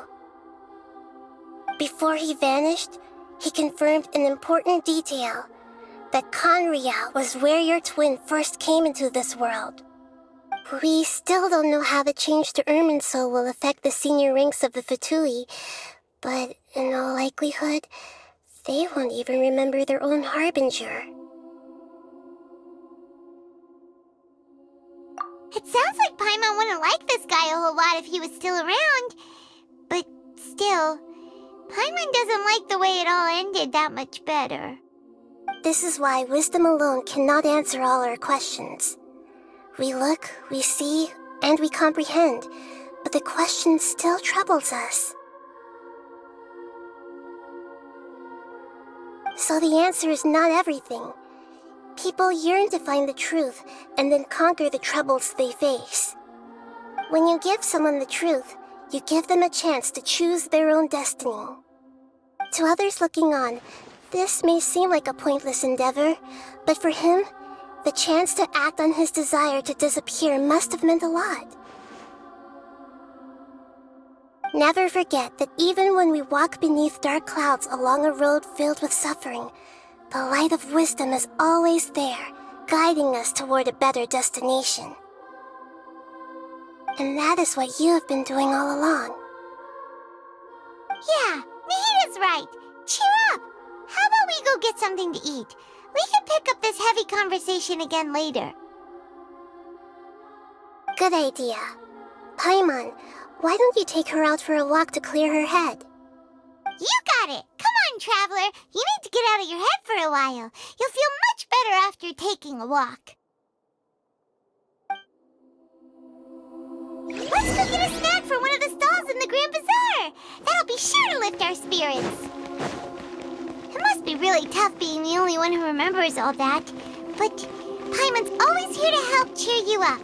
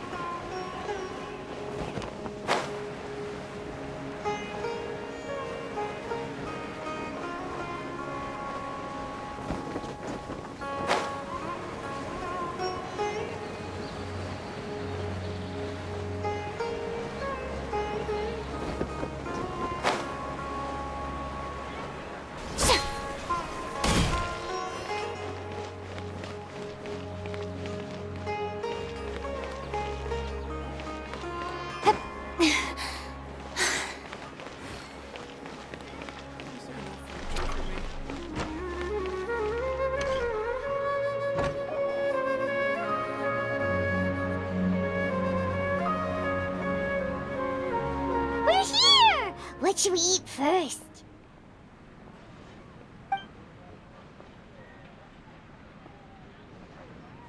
Hey, are you gonna answer or what?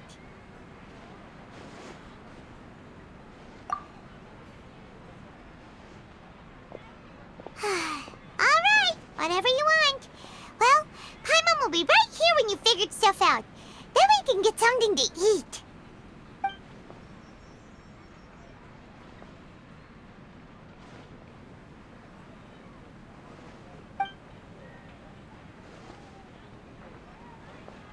What is it? Have you figured it all out?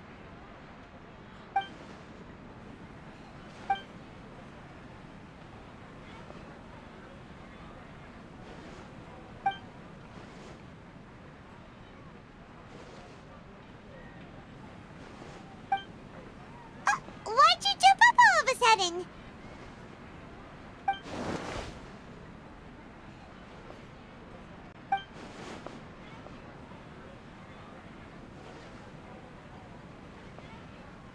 Excuse me, boss. There seems to be a small problem with the last bill. Look, here.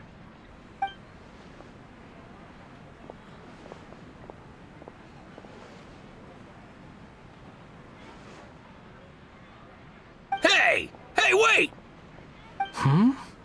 You mean me? No, not you. That kid! Didn't you see? Little rascal grabbed my last 2 fresh Sunsettias and ran off. Look, if you're gonna help out here, you can't keep spacing out, okay? What is it? Work's too boring for you? Or has the big city got too many distractions? I wasn't paying close enough attention. Sorry, boss.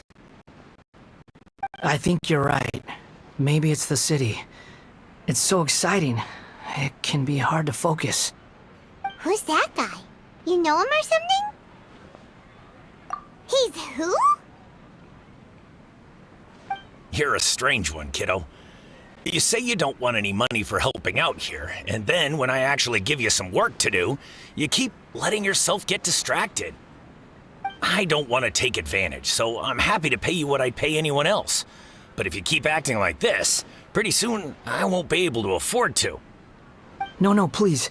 I mean it. You don't need to pay me anything.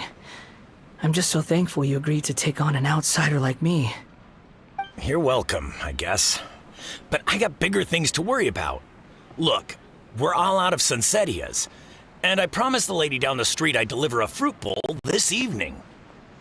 Leave it to me. I'll find some more. Just a moment. I'll be right back. Stop. I'm gonna level with you, kiddo. I've never met a worker who said they didn't want a wage before. And at first, I got greedy. Couldn't believe my luck. But I figured you'd start asking for something in return eventually. You don't want money. You don't take days off. And in your free time, all I see you do is wander around, taking in the sights. Are you a drifter or something? That's right, I am. We can talk more about that later. First, let me get those fruits you needed. Sunsettias, was it? I'll be right back. Hey, what do we do now? Okay, stay out of sight. Don't let him see you.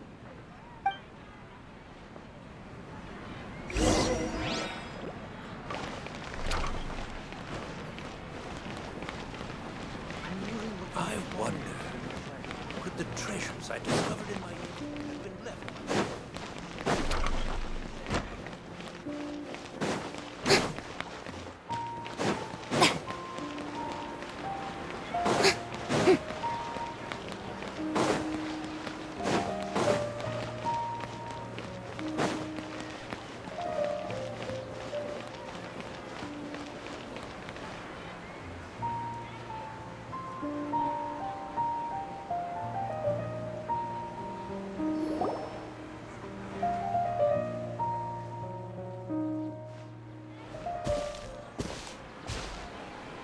Yeah, this'll do. Even though you say he's the balladeer, what are we planning on doing? Stealing his Sunsettias? Isn't that a bit too cruel?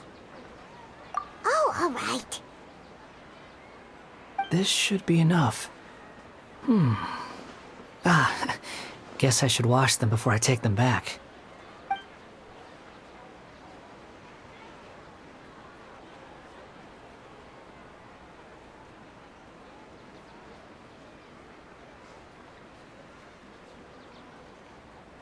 Huh?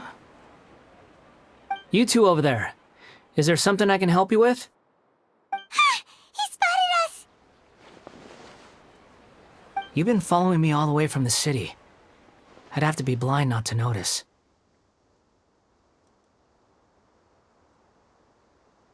Have we met before? No, we haven't met. But you know me?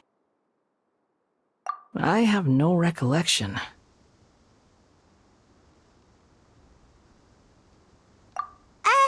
Are you absolutely sure? Sorry, but I just can't take your word for it.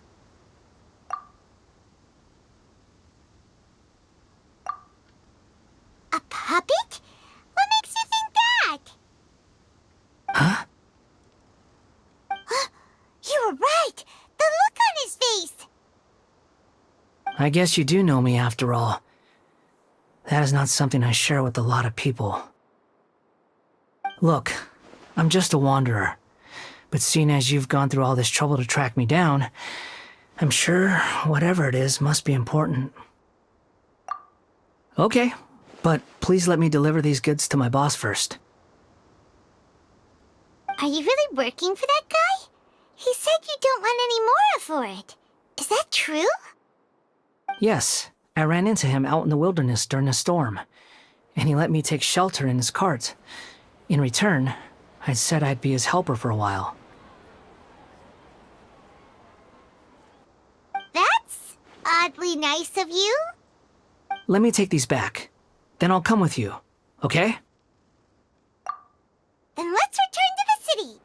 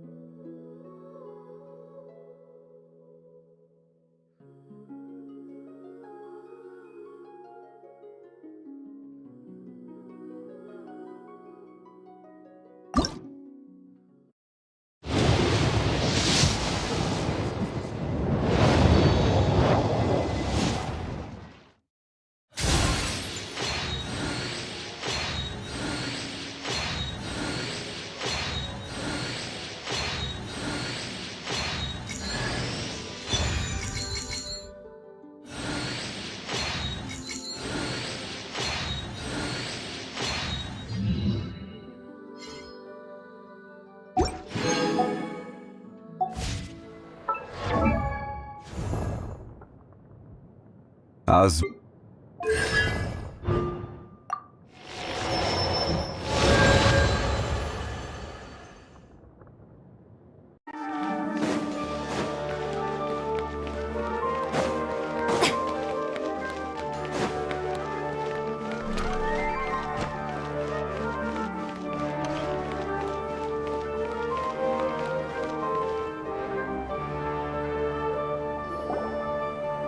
Here you go, boss. I'll leave them right here. Oh, you really went and picked some more. Who are these two? Something's come up, and they need to borrow me. Sorry, boss. I'm afraid I'll be away from the stall for a while. I was just about to pay you anyway. Go wherever you want, kid. Don't waste your time here. What? I get it, okay? You just wanted to help me out, to thank me for giving you shelter from the rain that day. Even then, I don't understand why you're so adamant that you don't want any pay for it. But look, it was pouring down, and there you were, sauntering along without a care in the world, like you had nowhere to be and didn't even care that it was raining. Imagine you were me for a second. It's a little weird, right? Why is this guy traveling during a rainstorm if he's not trying to get somewhere?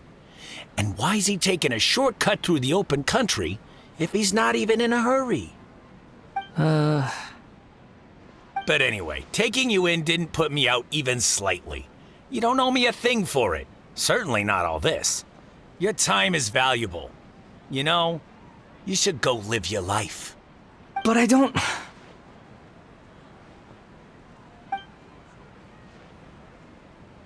No, you're right.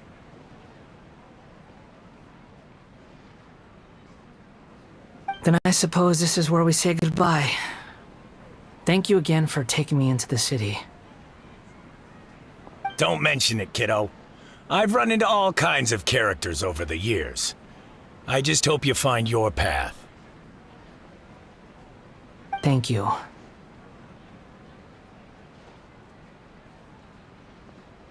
All right, done. Thanks for waiting for me. We can go now.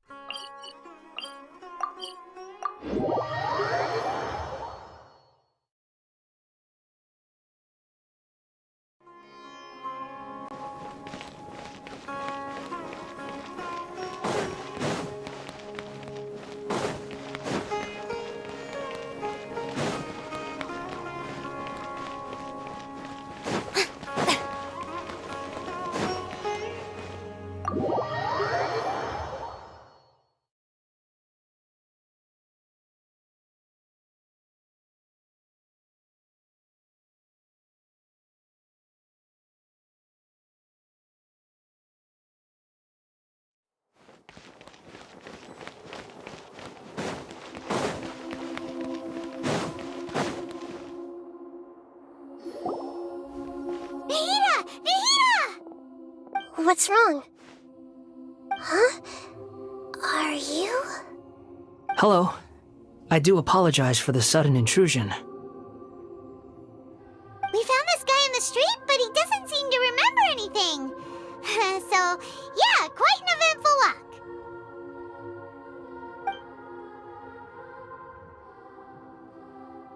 You say that you are trekking across Teyvat to train yourself. Many other Inazumans who describe themselves in this way call themselves Shugenja. Why do you refer to yourself as a wanderer? Well, it seems more relevant in my case. To me, it sounds like a plant with no roots. But these two claim that they know me, and that I have a hidden past unknown even to myself. I wouldn't call it the past, but rather... this is a difficult one to explain. I don't like to rely on using terms like this often, but in your case, it seems that it ought to be called, previous incarnation. Oh, like a past life or something? Yes, something far more distant than the past. So far away that you cannot perceive it. Okay, I have to ask. What was I like in my previous incarnation?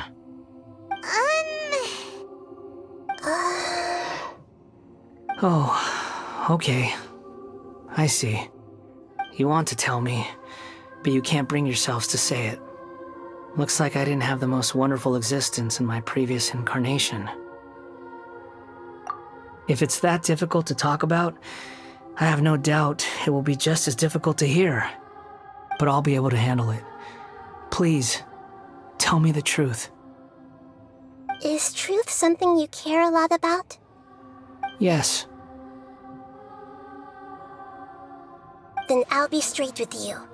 In your previous incarnation, you did many things that would be considered evil. You nearly died because of what other people did, and many died because of you. As a non-human being, you hated gods and humans alike. You drifted from place to place, never able to settle, even where you found status and identity. You adamantly believed that you were missing a heart. Actions rooted in persistence sometimes bear bitter fruit. Sometimes, you have to let parts of yourself go, or you'll never be happy.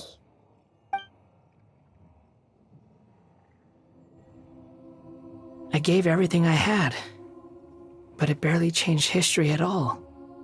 In terms of the outcome alone, that's true. I don't think I can judge everything I've heard purely in terms of right and wrong. Each choice a person makes belongs to a specific place and time, a chain of cause and effect, a cycle of karma and consequence. That is the nature of truth. If one thing is right, its opposite must be wrong.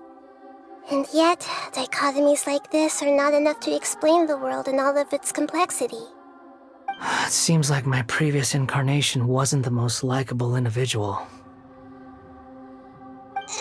We're not trying to hurt your feelings or anything, but yeah, we weren't your biggest fans. If we were enemies, why are you trying to help me find the truth? This is so frustrating!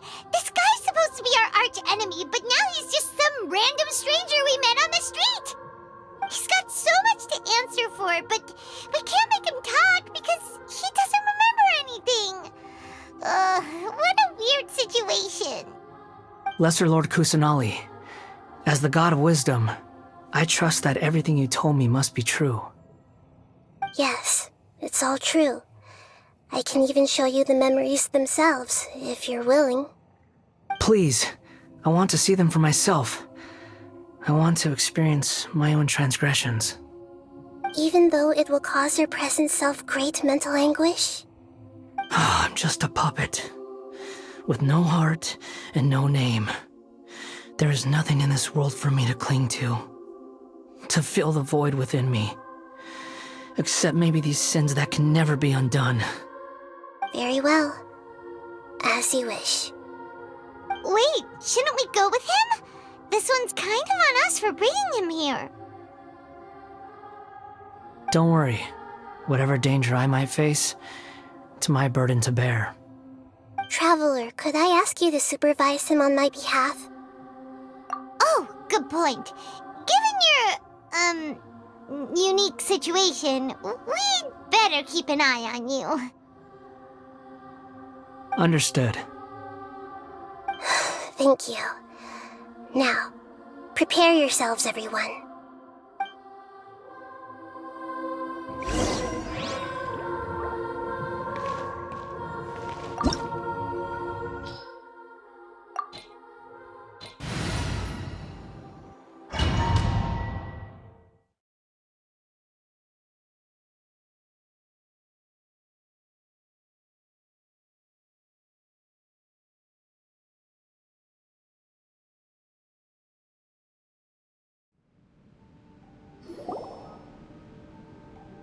This looks like Inazuma. Right now, you're in a dream I created using information extracted from your memories. These memories will show you the raw truth, but be aware that enemies may react just like in the real world. Please be careful. Sounds like an immersive experience. It's a good thing we came along. You don't need to do this for me. I don't deserve your protection. We never give up halfway. Well, we had to once, but that was your doing. All right. Thanks. Wanderer, this is the Shake Pavilion. In your Balladeer incarnation, this is where the Electro Archon placed you after your creation. You had a great many memories here. Is that because this is kind of like his birthplace? You could say that, in a sense. You'll see why shortly. I hear footsteps. This place is huge. I can't believe the landslide didn't fill it in.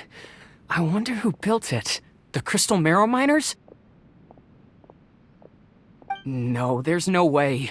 Look at this exquisite construction work, and so well preserved, too. No mining crew would be capable of this. There's someone passed out on the ground. Who are you? You're awake. What happened? How'd you get stuck here? Are you injured? Not a scratch. And these fine clothes. Who are you? This man is Katsuragi, deputy to Torichiyo's adopted son, Mikoshi Nagamasa. He found the balladeer in Shake Pavilion and took him back to Tatarasuna. And the rest is history. Well, it used to be. In the original version of events, Katsuragi was ultimately killed by Nagamasa. Let me get you out of here. Our people are nearby. Hang in there.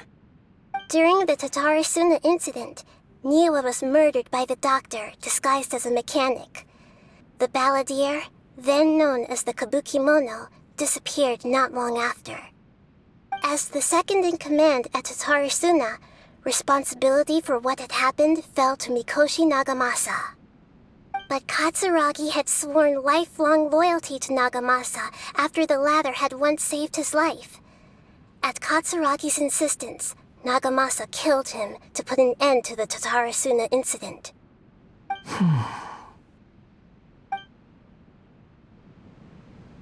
Katsuragi seems like he was a good guy. He looks like a warrior, but he has a kind face. Why couldn't he live a long and happy life?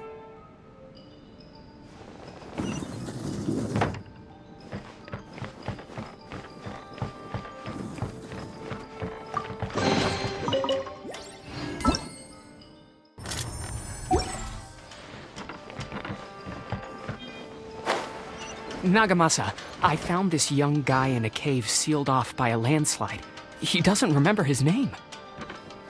Well, we need to call you something. I hear the workers are calling you the Kabukimono. That's fine with me. Katsuragi, report to Niwa. Tell him we have someone new joining us.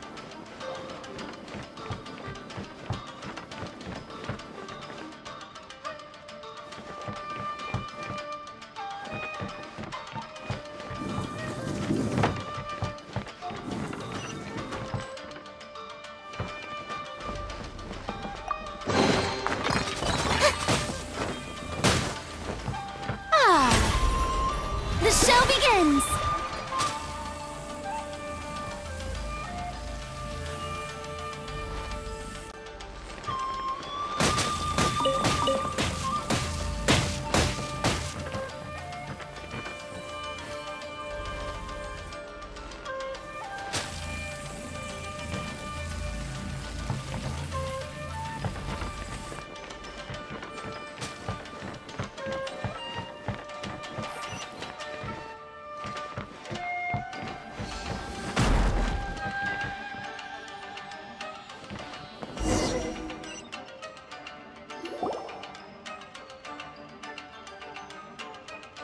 Huh? What are we doing back here? Whoa, this is where you were born? It's pretty, but there's nobody here.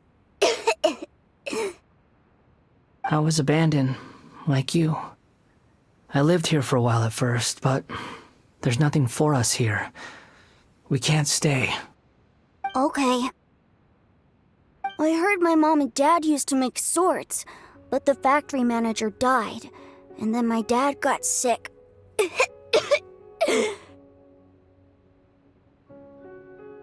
He kept coughing all the time, just like me. Then Mom started coughing too.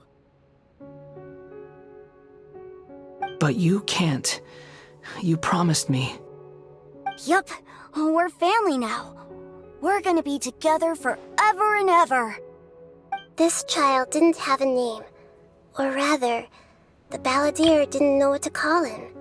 His father died before he could name him. After his mother died, the child stayed in their straw hut alone. Some of the neighbors helped to raise him. After leaving Tatarasuna, the balladeer ran into this child who didn't have a name, just like him. They made a promise to live together. What happened to the child then? He died from his illness while he was still very young. The balladeer came home one day and found that he had stopped breathing. Hey! What's wrong? Say something!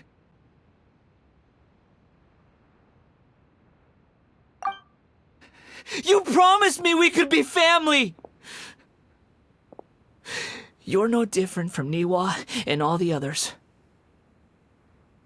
You betrayed me too.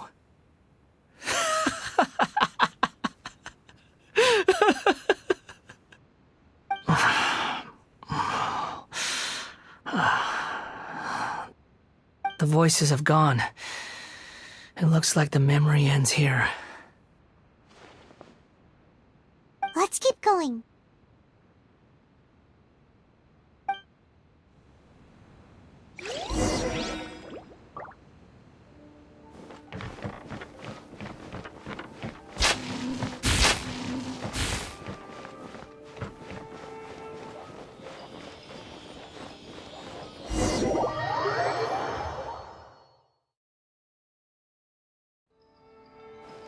You do realize you're blocking my path. I come not to obstruct you. I've been waiting. What you are truly is a weapon, one that could be wielded with an iron will. Or you could continue to drift aimlessly. Are you trying to win me over? The long-fated rebellion has begun. Why not take your place at the banquet and join those who shall feast? Time to shine! May I As one with wind and cloud! Verdict is... Stay right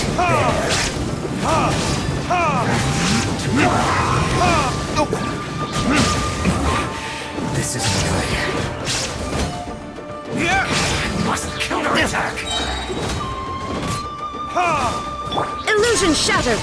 Finally, so quiet. How brilliant! Come at me!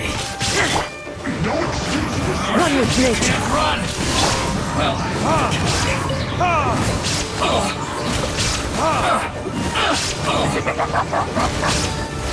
Let my name echo in sound! Clouds high. The birds calculate. Torn to oblivion! There is no escape! Not breaking a sweat! My work finished.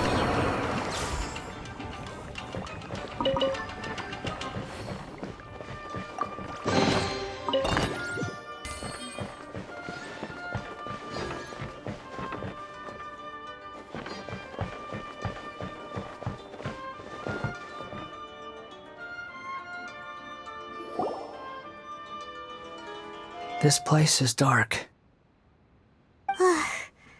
Paimon knows this place. It's the delusion factory in Inazuma. In the original version of events, the Traveler once encountered the balladeer here. Such a creepy atmosphere. And so familiar.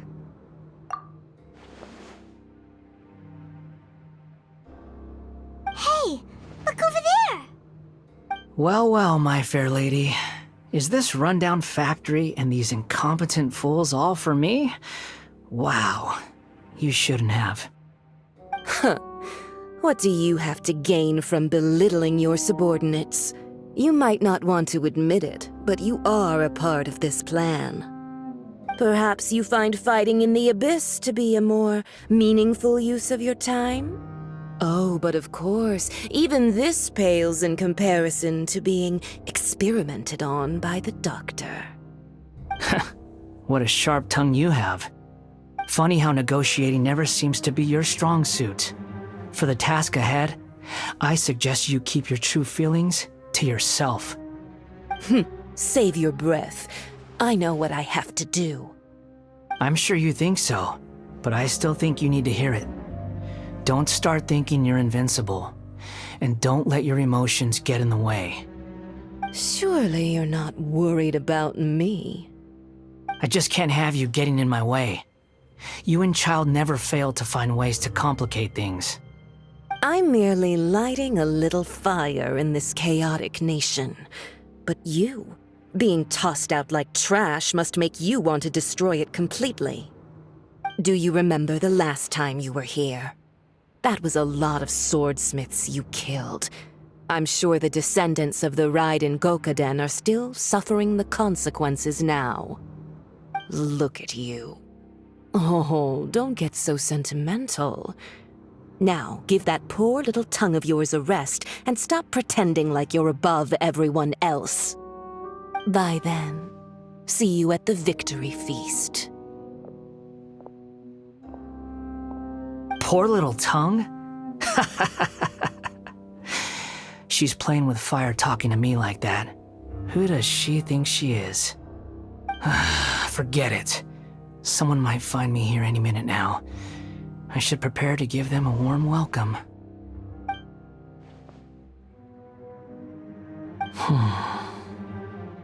The plot does not end here. There is more of this story to come. Wanderer, are you able to continue? Yes. Please don't worry about me.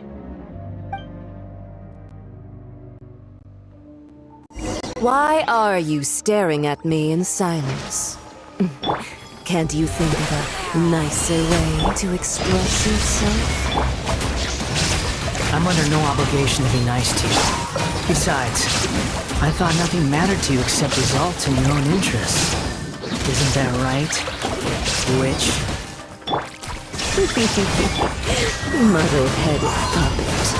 You're only number 6 because you can take more abuse than other humans. Do you really count that as an asset?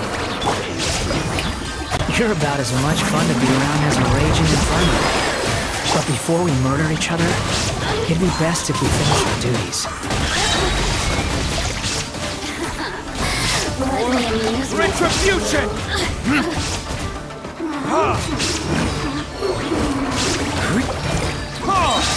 You can't run from me.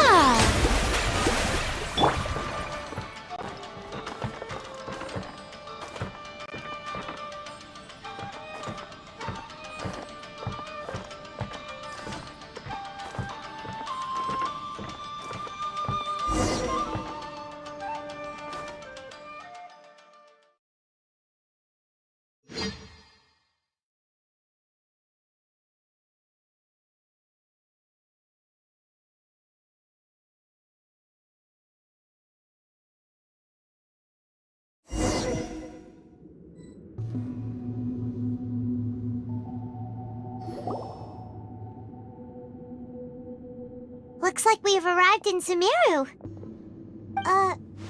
Is that? Considering that Amorta's sage, Nafis, refused to join this project, I'll take part in the experiment in his place. Welcome. I look forward to a fruitful collaboration. When do we start? You seem impatient. You should know that becoming a god is far from a trivial affair. The biological transformation is a lengthy process. As such, I too would recommend that we commence as soon as possible. In the event that a successful connection is established, his body will become permanently bound to the machine, and he will be unable to move independently of it. Nothing worse than what I've been through before then, Doctor. You were the most resilient test subject I ever came across. Thanks to you, I was able to garner a great deal of information. Alas, after that, you were under orders to remain in the abyss. We barely saw each other, and it became difficult to further refine the knowledge I had gained. That was gracefully worded. Ever wonder what they think if they knew that nothing matters to you, apart from your crazy experiments? I suggest you speak to me in a more respectful tone, Scaramouche. The mere fact of your utility does not make you indestructible. The doctor again? That was uncomfortable to watch. That person gives off a very sinister energy. It's normal normal for him to give you the creeps. He scares the bejeebers out of Paimon.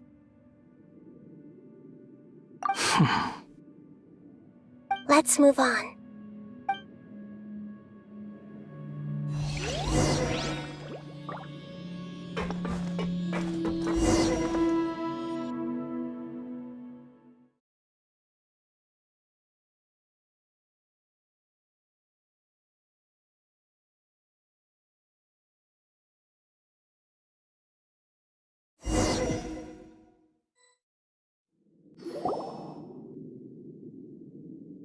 You're a god. Do you think I'm evil?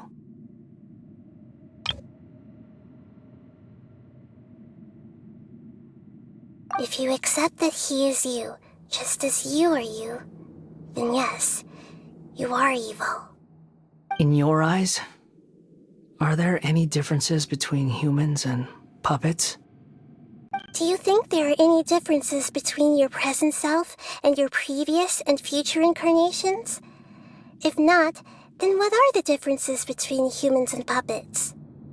Whoever has tasted the joys and sorrows of life in the human realm is human. Whoever has loved and lost, cried with grief, howled with rage at the tragedy of death that eclipses the miracle of life, they are human too. I've seen enough of my past. If possible, I'd like to reclaim the sins that are mine to bear. No matter the consequences, I won't run from blame or punishment. Whatever I am due, let it come to pass. Can you return my memories to me? Huh? But won't that mean you'll lose your current identity? I've always believed that human lives follow a set of rules, with each person being a collection of past experiences. As a puppet living in a human world, my life is subject to the same rules. Regaining your memories means reverting completely to your previous incarnation. All the emotions that you discarded will return to you. Are you sure you want to do this? I've lived with the void in my chest my whole life. My creator didn't need me. And ever since I awoke, I've just drifted from one place to the next. But then I met you. And I finally realized that reclaiming my missing sins might be my one opportunity to become my true self.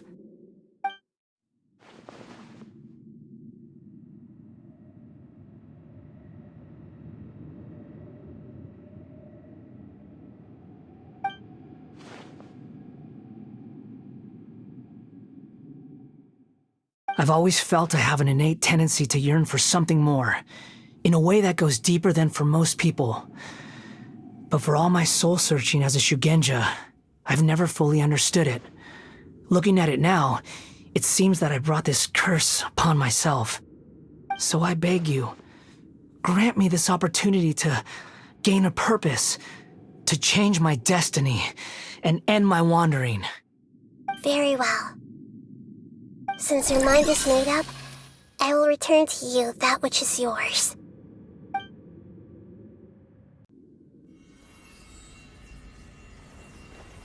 You have made your decision. Now, take this.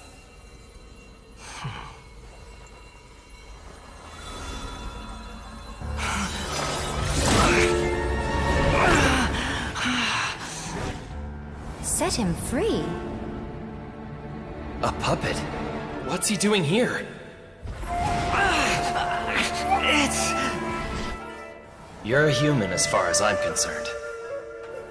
Everyone's here. Wonderful.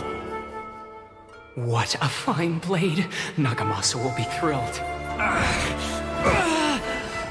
This is my...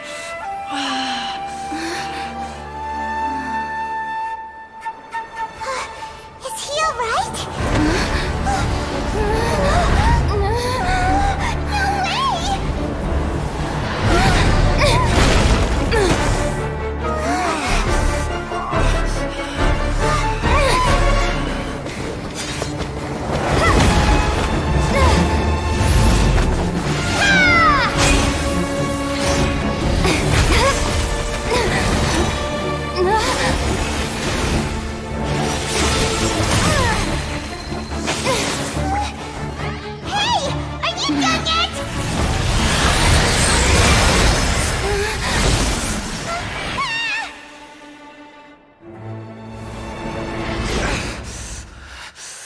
All worthless dross will be purged. That's why this won't be the end.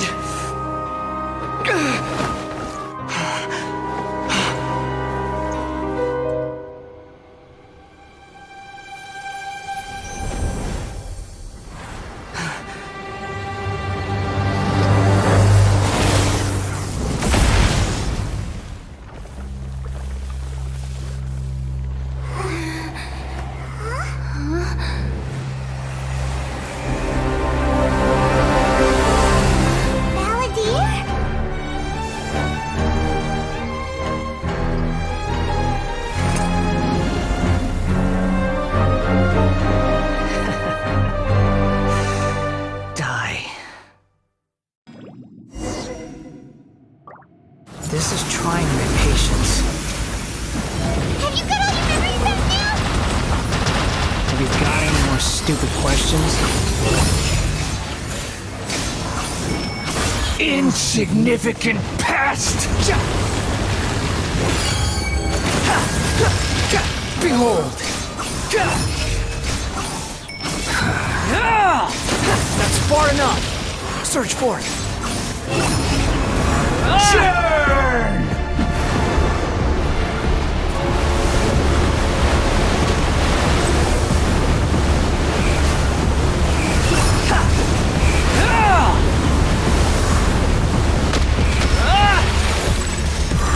At my command, you shall fall!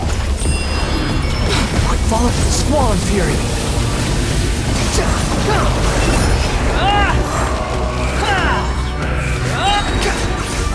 You take the gaze upon me?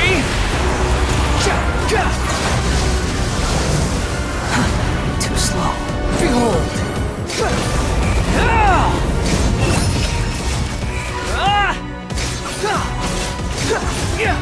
My endless cycle begins! The wind rises.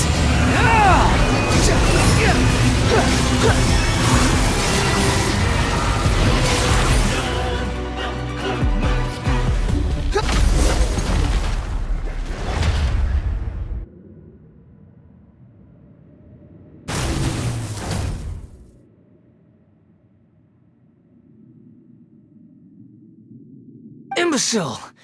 Get out of my sight.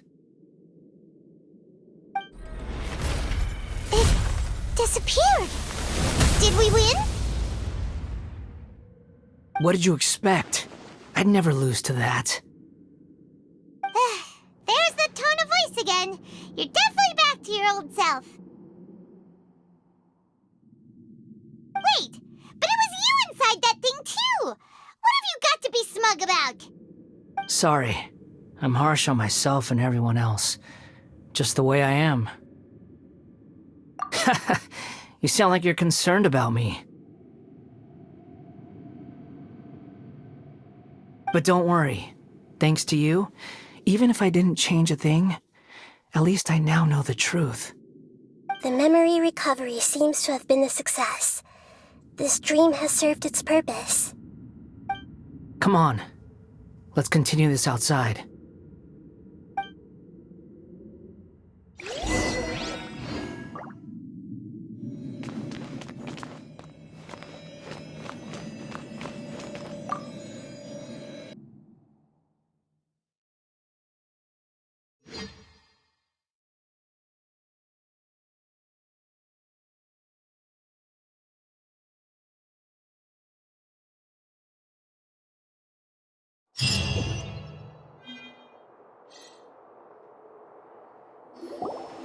Welcome back, Traveler, Paimon, Balladeer. It feels like we just went on a really long journey. Paimon's exhausted. You don't like being addressed by that name? It's fine.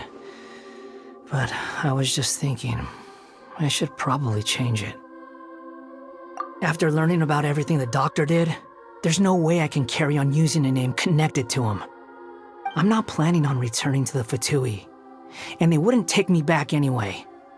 Recent events will have affected a lot of people, and they might not even remember who the 6th is. So, you're quitting the Fatui for good? It's like you said, Lesser Lord Kusanali. Everything may look futile, but it wasn't completely meaningless. At least I made a lot of people forget about me. But that doesn't mean your own past has disappeared. Of course. And your main goal, for which you gave up everything you had, you weren't able to achieve it. I hope you can see and understand that. Changing the world, changing the past, changing the fates of other people, these are not simple things to accomplish. What you are looking for is complete annihilation. But this is just a fantasy. Even if the Balladeer is removed from existence, the world will not heed your will. Indeed. How ridiculous. Do you regret doing all that when you've gotten so little in return? Even if I'm completely worthless, there's nothing in the world worth regretting. Lesser Lord Kusanali, you purposely left that information in Irminsul, didn't you? Yes, and I took pains to make sure that you'd acquire that information naturally. Why would you go to such lengths? You trying to win me over too? In all honesty, your past experiences have made you a useful asset to Sumeru and to me. Winning you over was indeed a part of my plan. But before that, I wanted to tell you the truth about your past. If all I wanted to do was use you, then I'd be no different from the doctor. Very clever. I guess you could say that's one of my virtues. Utility to others is what gives me worth. So if embracing my sins is what it takes to make me useful again, so be it. Oh right, I almost forgot. You're the good guys. You're into justice and all that. Sorry if I have a slightly different perspective on things, but I don't feel like I've been duped. The wisest leaders are fated to end up with the best helpers. I can live with that. I'm glad you're able to think of it in that way. Traveler, in the future, I'll continue to search Irminsul more deeply and see what secrets can be uncovered. Including the beginning of your twins' journey recorded in Irminsul. What exactly happened before and after that point? I want to know as well. I will try. Traveler. After I dove into the information torrent in Irminsul, why did you go to Inazuma? So that's how you found out whose fate had changed. And how. Well, whatever your reasons, you did me a favor. And I'll do everything I can to pay it back. Borrowing and returning are the only real relationships between individuals. I'll balance the books one day. Don't you worry. That's not true. A relationship between two people is not simply a ledger that can be reset to zero. I think deep down you realize this. People who show up in your life don't just evaporate like water drops and leave nothing behind. There is no such thing as balancing the books. Some things in this world can never be brought back, and they can never be changed, which is why there is emotion in the human world. Everything that you feel is real and lasting, and whatever is missing in you will not be made whole. To be human is to live with imperfections. You can choose whether or not you want to be human. But humans can't live without a heart, can they? Anyway, I gave up trying to become a human a long time ago. You understand what pain is perfectly well, even without a heart. You're just bearing your feelings. The past is set in stone, but you can keep moving on. And the longer your future lasts, the shorter your past will become, until one day, it is but a tiny fraction of your life. Sounds like you've got a future planned out for me. Everything's ended up being pretty darn complicated. Paimon doesn't even know where to start, but The most important thing now is that you need to follow Nahida. Otherwise, all our efforts will have been for nothing.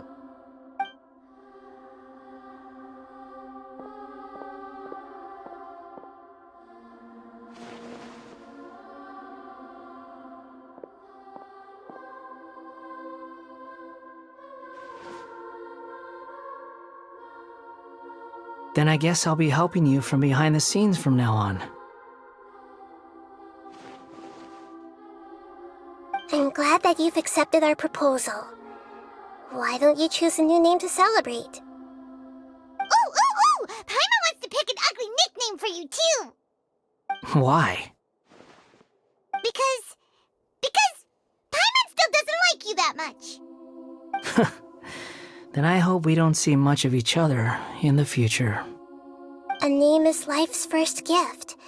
You didn't say it out loud, but I know that's what you're thinking. The Traveler and Paimon have helped you a lot. If you can't decide on a new name, maybe you can ask them for ideas. No! Paimon only does nicknames! If it's a serious name you're after, it's all yours.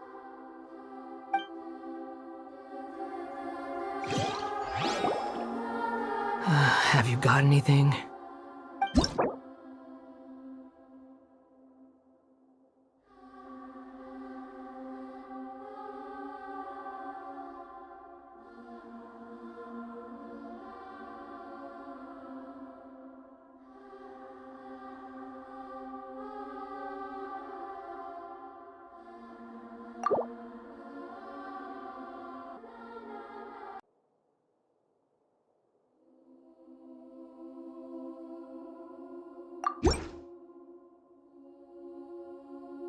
Are you sure?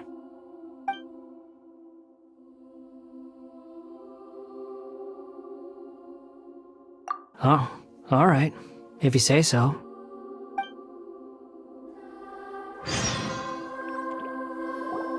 There! Now you have a name of your own. What about a nickname? Are you done yet? Still thinking. Stop rushing me! Take your time. I don't need to see you again until you've thought of one. Everyone who manipulated me and made me suffer will have to pay the price. You mean the Fatui? The doctor, at least. Now that your stance has changed, I believe your future path will change accordingly. But it won't be immediate. You still need some time to compose yourself. One more thing. There are still some descendants of the Raiden Gokuden living in Inazuma. Some of them know.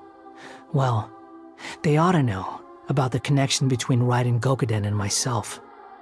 I don't plan to leave Sumeru for the time being. If you see them in Inazuma, please tell them that I was the one responsible for the Raiden Gokuden's downfall.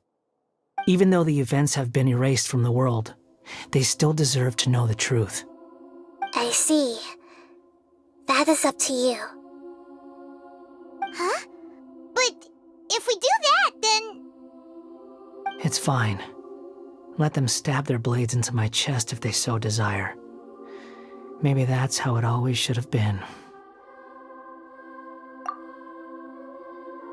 What's that look for? Don't make that face.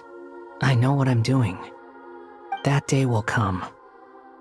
Alright, we're done here. Goodbye, wise deity. And you too. He's gone. What he went through today would have been like living an entire lifetime in an instant. He'll need some time to calm down. Yeah, true. But even so, after everything that's happened, he doesn't seem quite as fierce anymore. So we can finally go eat? Paimon is starving. Thank you both. I hope you will find somewhere nice to go and relax for a while.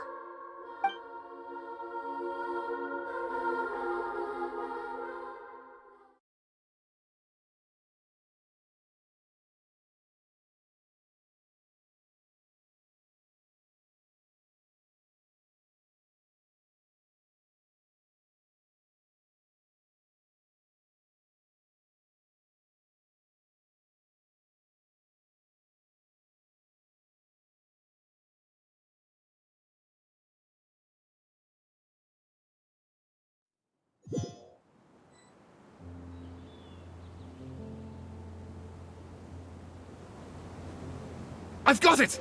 I can end my novel with some words from Mikoshi Nagamasa. You mean because everyone else in the story is dead? Yeah, I heard that Mikoshi Nagamasa died at a ripe old age. He's the perfect fit to be the narrator of the epilogue. The dark clouds had dissipated, but they continued to cast their shadow in Mikoshi Nagamasa's mind for decades to come.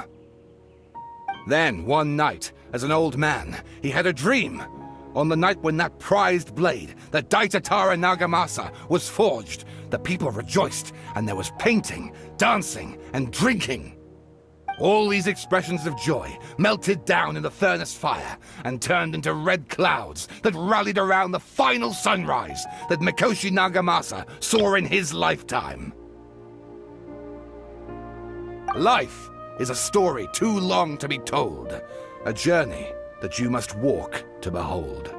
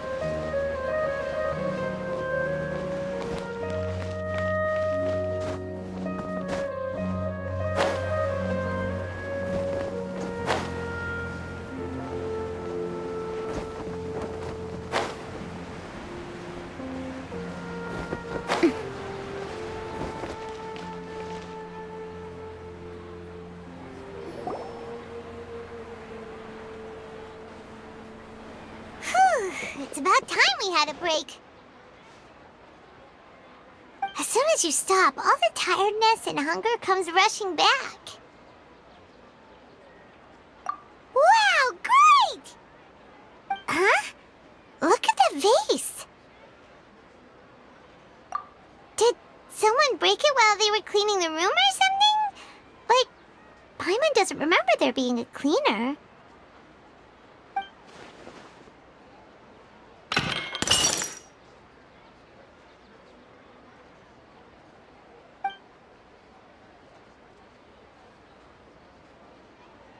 You sound lost and confused.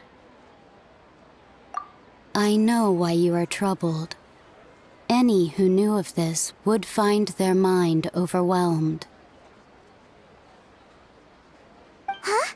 Is there someone here talking to us? Unfortunately, the fate of Tevat cannot easily be changed. Perhaps a god may have a slim chance, but for anyone else, who can say? When a small animal runs into a tree trunk, though the tree may sway, it is not displaced. The same is true of fate. Like a vase that falls to the ground, whether it is broken by a cat or by a bird, the result is still a broken vase, is it not? Who are you? How do you know about all this? History does not change easily, but human hearts can. Believe your own eyes. Only that which you see is true. What is unseen is but an illusion. The voice has disappeared. And who the heck was that? And what were they doing coming out of nowhere and saying all that scary stuff?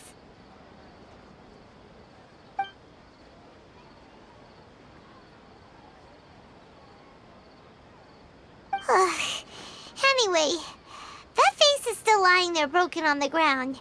Should Paimon go get someone to clean it up? It feels wrong just leaving it there. Just a moment. Paimon will be right back.